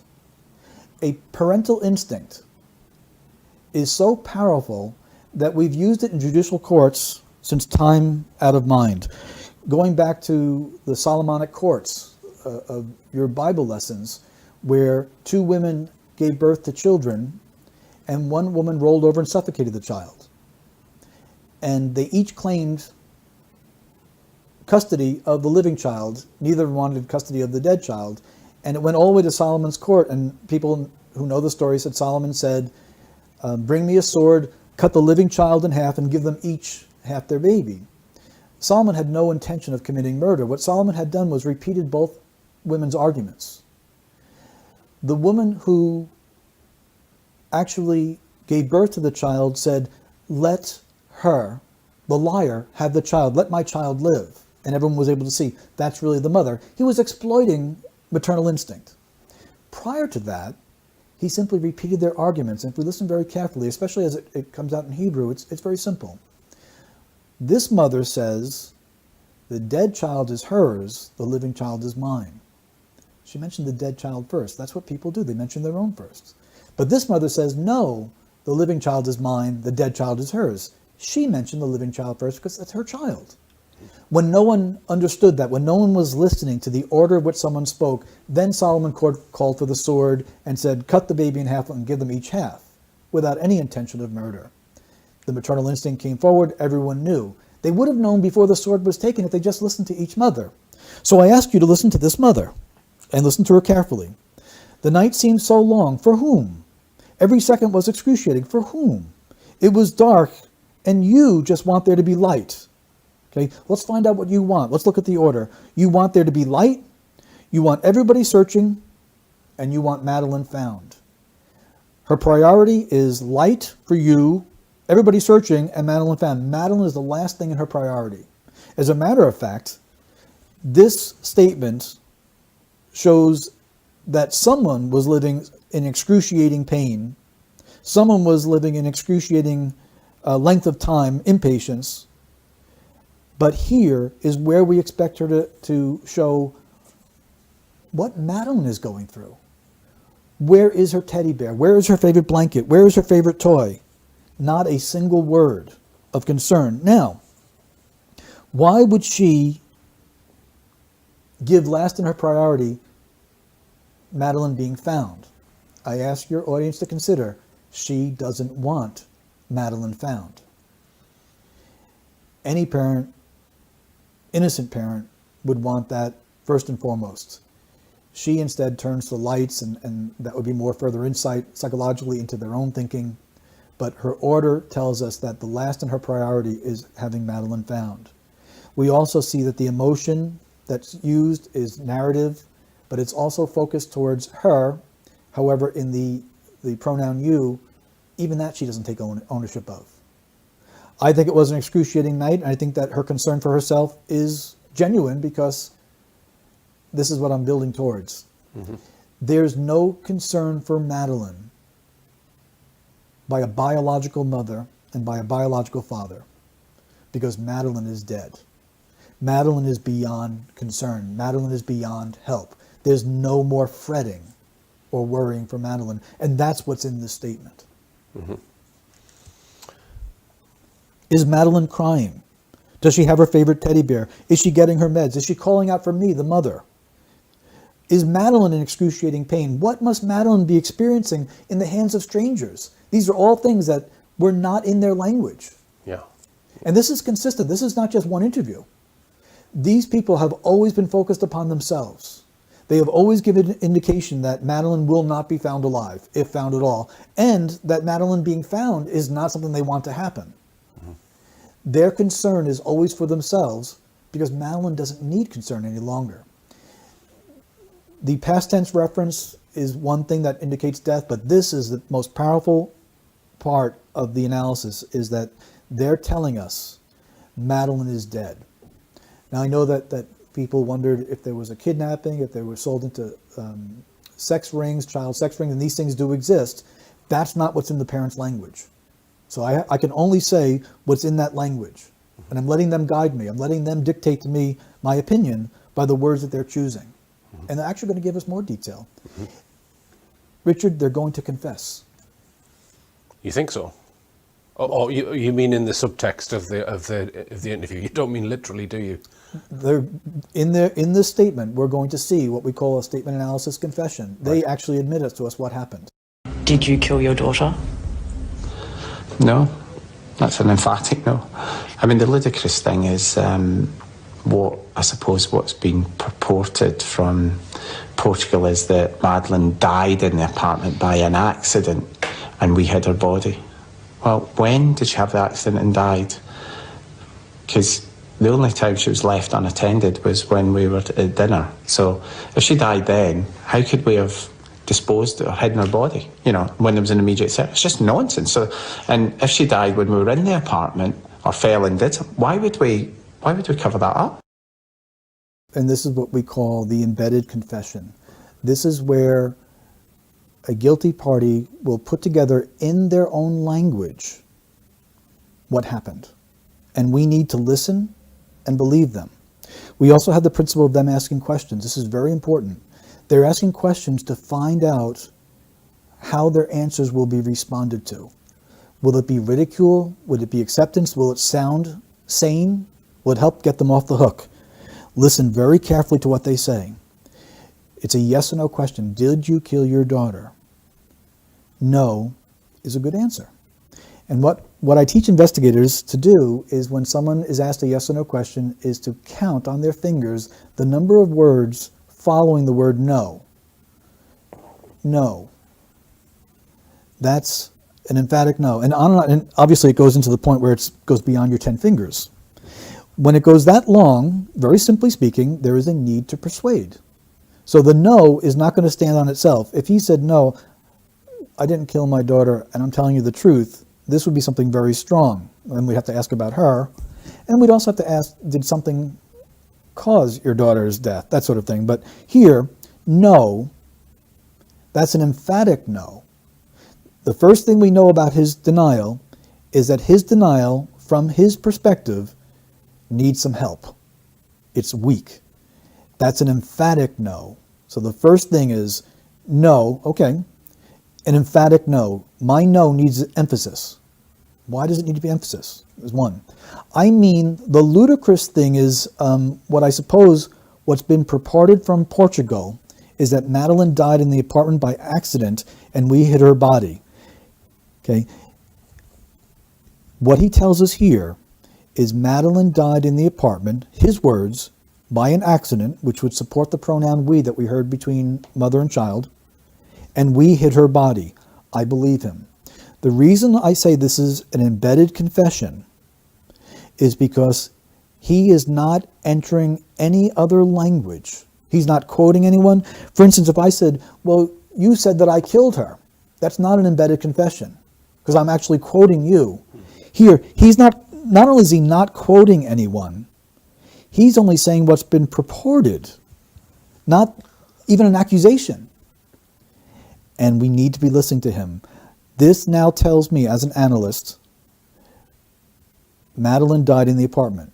So I know from their language thus far that Madeleine is not alive. They are in need of an alibi. The death was not intended, and the location of the death is in the apartment. And again, by accident. And then I know something else now. I know that we hid the body. Gerry and his wife, the two McCanns together, they worked together to hide her body. Then he goes into questions, and this is where guilty parties are looking to see what a response is. They're disguised as rhetorical questions, but they want to see what people respond to them as. This takes place even in the interview process. Well, when did she have the accident and died? Okay, what they want to know is, do people know the exact time of death? Because the only time she was left unattended is not the only time we left her. He's now removing himself from that. Left unattended is passive. Was when we, which shows unity between him and his wife, were at dinner. So if she died then, which this is, we call this an allowance. The father of a missing child is allowing for a scenario that denial will not allow. There's no natural denial. He's saying if she died, then, not even if she was dead, which is itself a red flag, but now about a specific time. How could we have disposed, hidden her body? The word disposed and then hidden, the change there, actually shows respect for Madeleine. It's a softer terminology. Not dump the body, and he even changes dispose, it's self-correction, from disposed to hidden. He now tells us that they didn't dispose the body, they actually hid it. This is why, and this confirms the priority. We want there to be light, we want there to be searching. By the way, we also want them to find Madeleine, but it's last on my list of priorities. So I now know that Madeleine is dead, Madeleine died in the apartment, and listen to his questions. When did we do this? How did we do this? You know, when there's an immediate, it's just nonsense, self-censoring again. And if she died when we were in the apartment or fell and died, why would we cover that up? Okay, that's the most important question he asks. So he now introduces something else that may have happened. Madeleine fell. I am concerned and remain concerned that Madeleine may have been drugged in any way, shape, or form, whether it be nighttime cough syrup or something more, so that these people could go and have their dinner and their party and get their break and all that, that Madeleine awoke and fell and got injured, and the injury was beyond. Yeah. Can I just interject with a question, Peter? Sure. When he's saying, he's alluding to the fact that he doesn't think they would have had time on that particular evening to deal with the body. Could that suggest that there's been pre-planning and the meal was orchestrated to allow for a window for their phantom abductor? And he's confident that he can show the audience that there's not enough time for them to have done that. So in other words, it's possibly happened on a previous time. Yes, it is possible. And the focus on time, which he doubles up on, opens that door up now for us. Right. We have to consider it. Intention, it hasn't changed. In other words, that this death was not intended is not changed by this. But the fact that they do, or he does, in his language, focus so much on time, we must now be open to the possibility that he has a confidence about this time frame because it happened at a different time frame. So the answer is yes. Okay. What he's doing is he's affirming every other point of analysis. So when I said earlier that we look at little point here, little point there, he's now summed it up for us. The reason why this father does not show any concern about what Madeleine is going through is because Madeleine is beyond experiencing anything that he would need to be concerned about. Mm-hmm. They hid her body. Right. That's what they did, according to his language. But I don't think we should dismiss quickly that he introduced falling. Mm-hmm. She was very tired, Kate said. Mm-hmm. They had left her for their own. And so he asked the question, why would we cover this up? Mm-hmm. And the answer is quite simple. We have professional people who have 2 other children, an unintentional death. You're going to lose custody of the children. Another motive might be if there had been signs of abuse. Yes. That would come up in the hospital. In the inquiry, sure. Yeah. He, as a medical professional, in any way, they are very likely to have knowledge of child abuse because it's just part of that profession where they deal with that. Now we have some indications there that would need much further exploration for possible sexual abuse.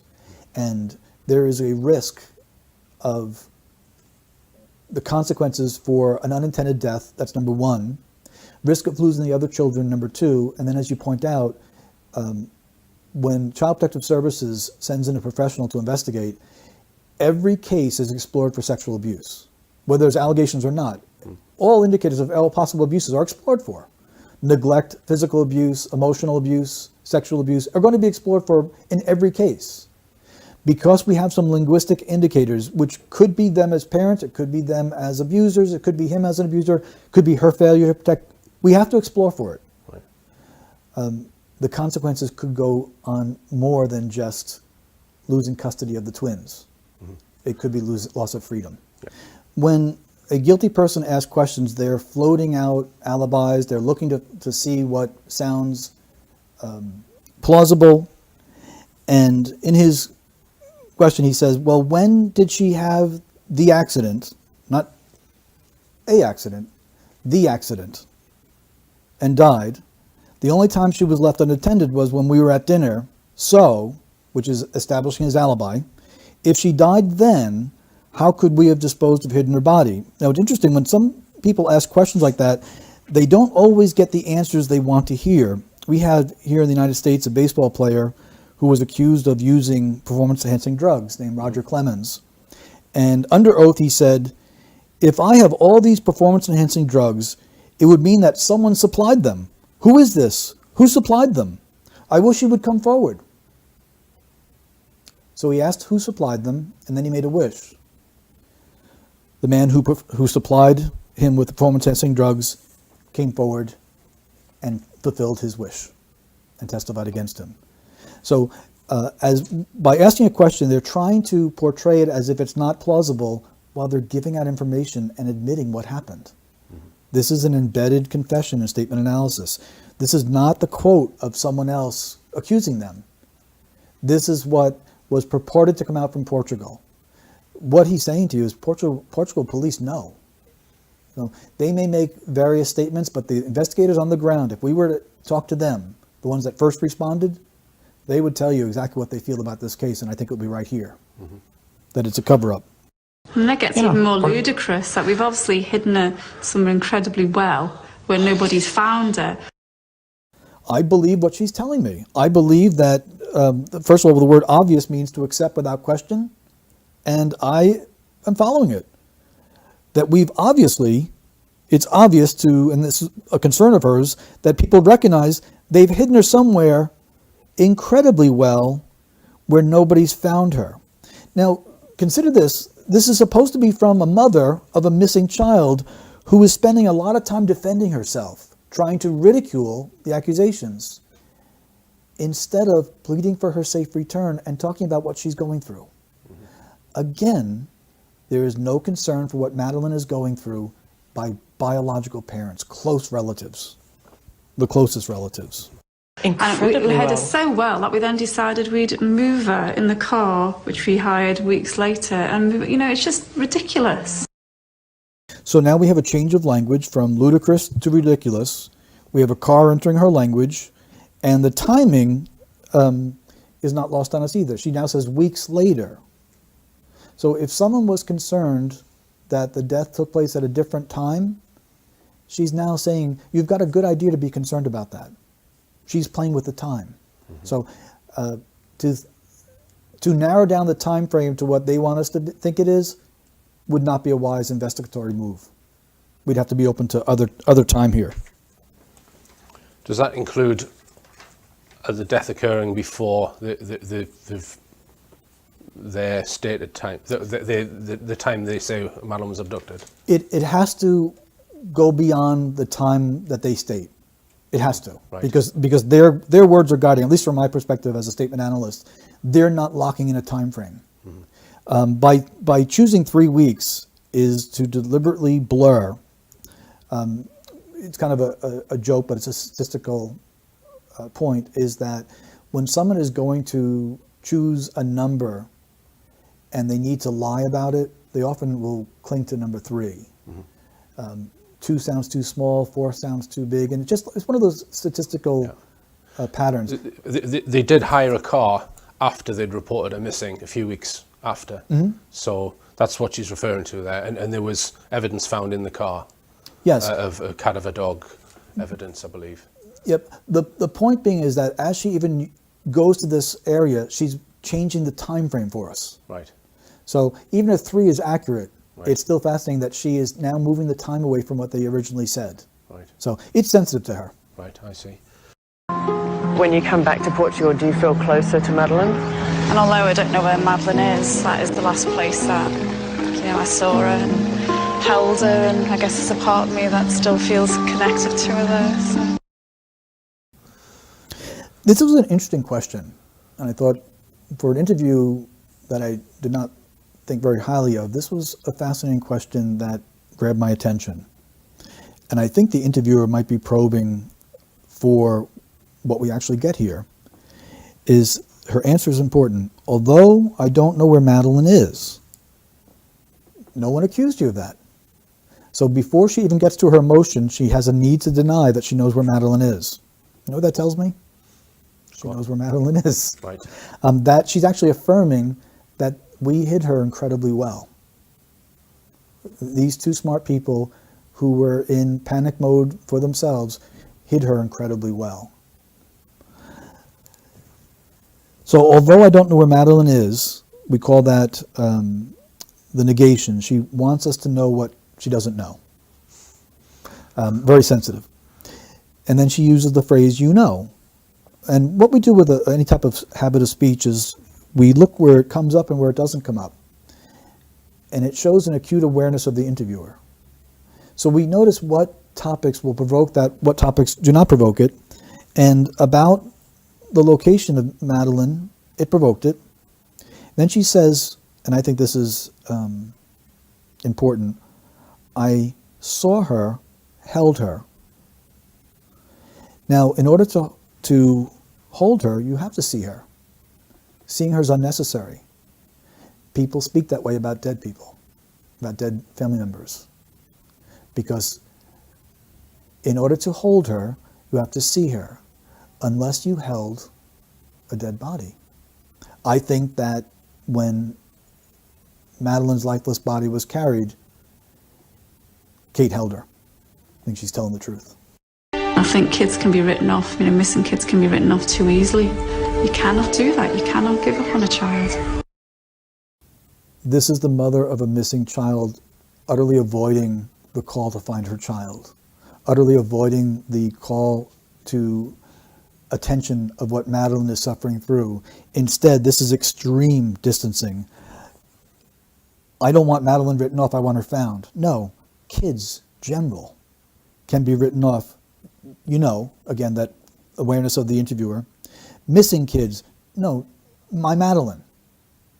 Missing kids can be written off. This is someone who has well moved beyond in the grieving stage. She has well processed the information. Madeleine's not coming home, and she's at peace with it now. This is a distancing language of kids,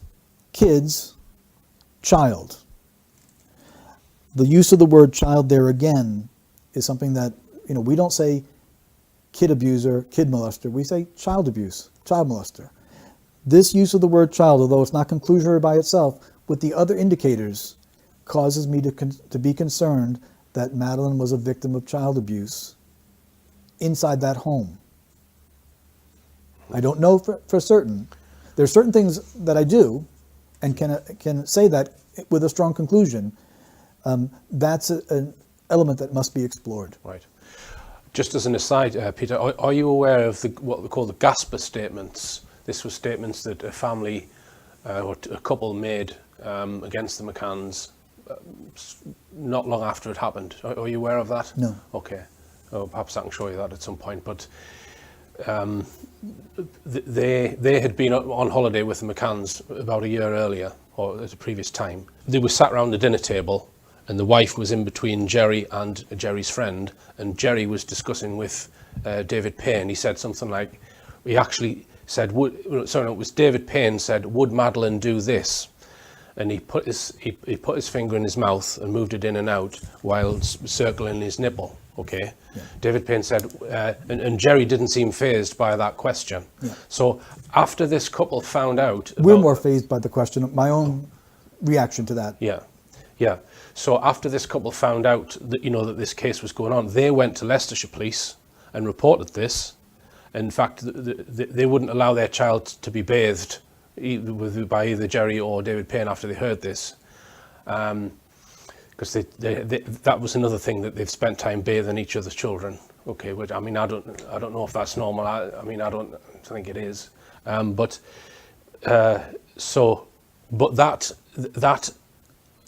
them going to report that in the UK was withheld. The British police didn't send it to the Portuguese police investigation until the lead investigator had been sacked. So that only surfaced, and the Portuguese new investigation team ignored it because we think there's a political decision being made to pull the investigation. Mm-hmm. But yeah, just a point that there's other statement evidence that Gerry might be involved in abuse, even though you've not even seen that. Right. The concerns are in the language, and I didn't know that. Right. But they're in the language. They rely upon an infant's natural sucking mechanism of survival. Right. That's one of the methods of sexual exploitation of a child. So right. that motion that he made, right. That would certainly fit into the language then. Kids are survivors. Gerry says kids are survivors. He doesn't tell us Madeleine is a survivor. He follows the same vein. What they're doing is psychologically they're gone. They're distancing themselves from Madeleine. That she doesn't exist. And in the statement, and this is why it's so important to consider, it's not just that they show no concern about Madeleine. We have to enter into their language. We have to go into their world. The reason they're not concerned about Madeleine is because she's beyond concern. She doesn't exist any longer. So it's natural for them to talk about kids being survivors and kids doing this, or you feeling that, or you feeling this. because they've already processed it. It's gone. Madeleine means tower of strength. Wherever she is, whoever she's been with, whatever's happened, we will get her through it. Okay, my transcript says, Madeleine means tower of strength. Wherever she was, whoever she's been with, whatever's happened, we will get her through it. Several things. She doesn't tell us that Madeleine is a tower of strength. She doesn't say that she has any strength. She doesn't show any detailed concern for Madeleine. And she says, we will get her through it, which is a form of passivity after saying that Madeleine, the name means strength, but we will get her through it. There's a disconnect there in language, which is more narrative storytelling, almost poetic. We'd find that on a card of someone well after death. You will not rest until you find your daughter, until you wrap your arms around her. Why do they say such things? As a journalist, why feed information to a subject that way? Makes no sense. I don't believe any parent could, and I don't believe we could ever reach a point where we just think, oh, well, we've done everything now. Whilst the situation remains as it is, Madeleine's out there and she needs us to find her. You'll keep looking forever. We will. This is, again, another indication that the processing of information has been complete. She tells us what she doesn't believe, tells us what doesn't happen. I don't believe any parent could, and I don't believe we ever could, reach a point, and this is her language that I believe her, we just think, oh, well, we've done everything now. I think that we've hidden her incredibly well. We've done everything now. Her death wasn't intended. We've moved on. So while Madeleine's plight, while Madeleine's pain, while Madeleine's suffering is there, no, while the situation remains, it's a situation. Madeleine is no longer part of the picture. There's a situation, and those in situation involved in it are she and her husband.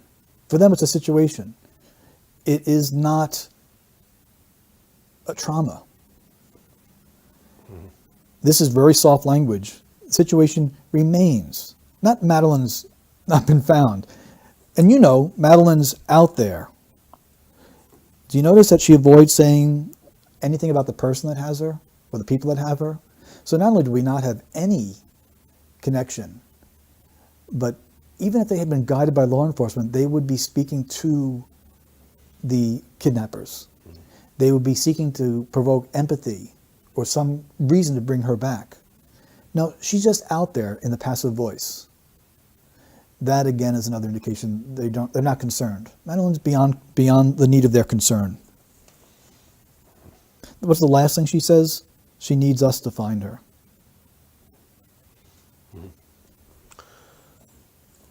You keep looking forever.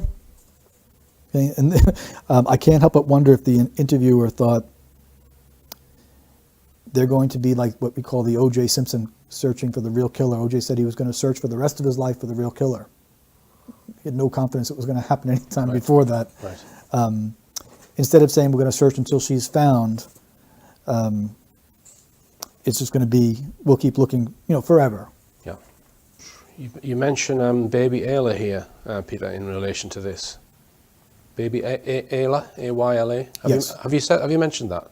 Baby Ayla, not in the interview here, but in the analysis. Right. Okay. Do you want to mention that now? Sure. Baby Ayla was in Waterville, Maine, and she was reported kidnapping by her father. And the father was not cooperating with police, and the family was the mother, because they're not married, was trying to get the father to speak. And she finally told media that the father is not cooperating with police. This got a response from him. Liars are always concerned about their reputation. He said, contrary to rumors floating around out there, I have been cooperating with police. And so with the phrase, rumors floating around out there, is a strong indication that baby's in water. And that's where the searching went on. He had, was asked, how did you do on your polygraph? He had been accused of low-level drug dealing, child abuse, other things. He answered, I smoked it. I smoked it. So we give ourselves away by the words that we choose. And there is like almost like a junior high school student talking about a test. I smoked my math test. It's a missing child. He referenced her in the past tense. He never showed concern at any given time for anything that the child may have been experiencing. All his concern was about himself. This is the same of the McCanns. It's very similar.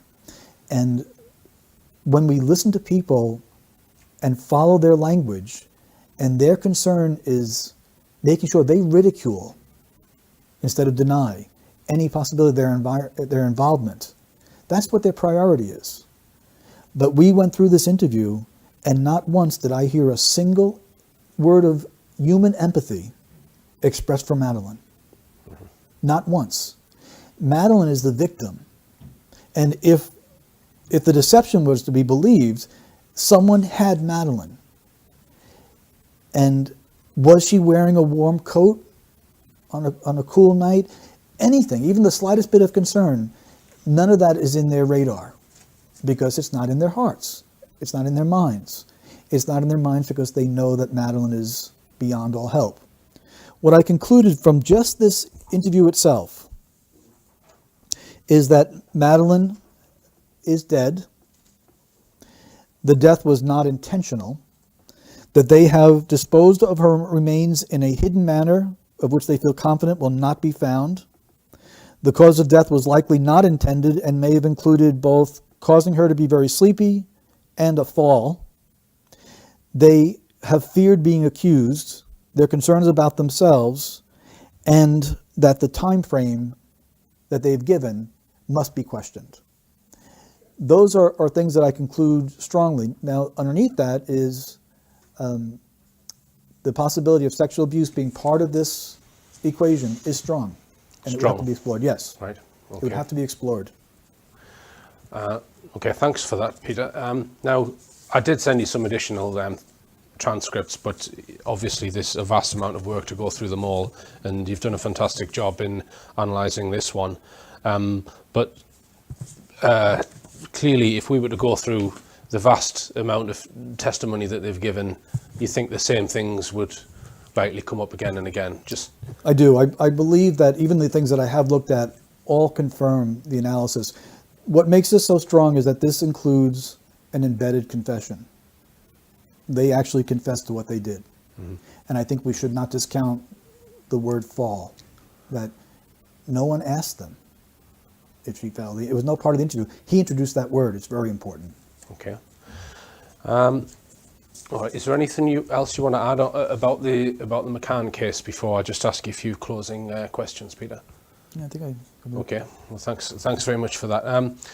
So, yeah, in my email to you, I mentioned other subjects, non-criminal subjects.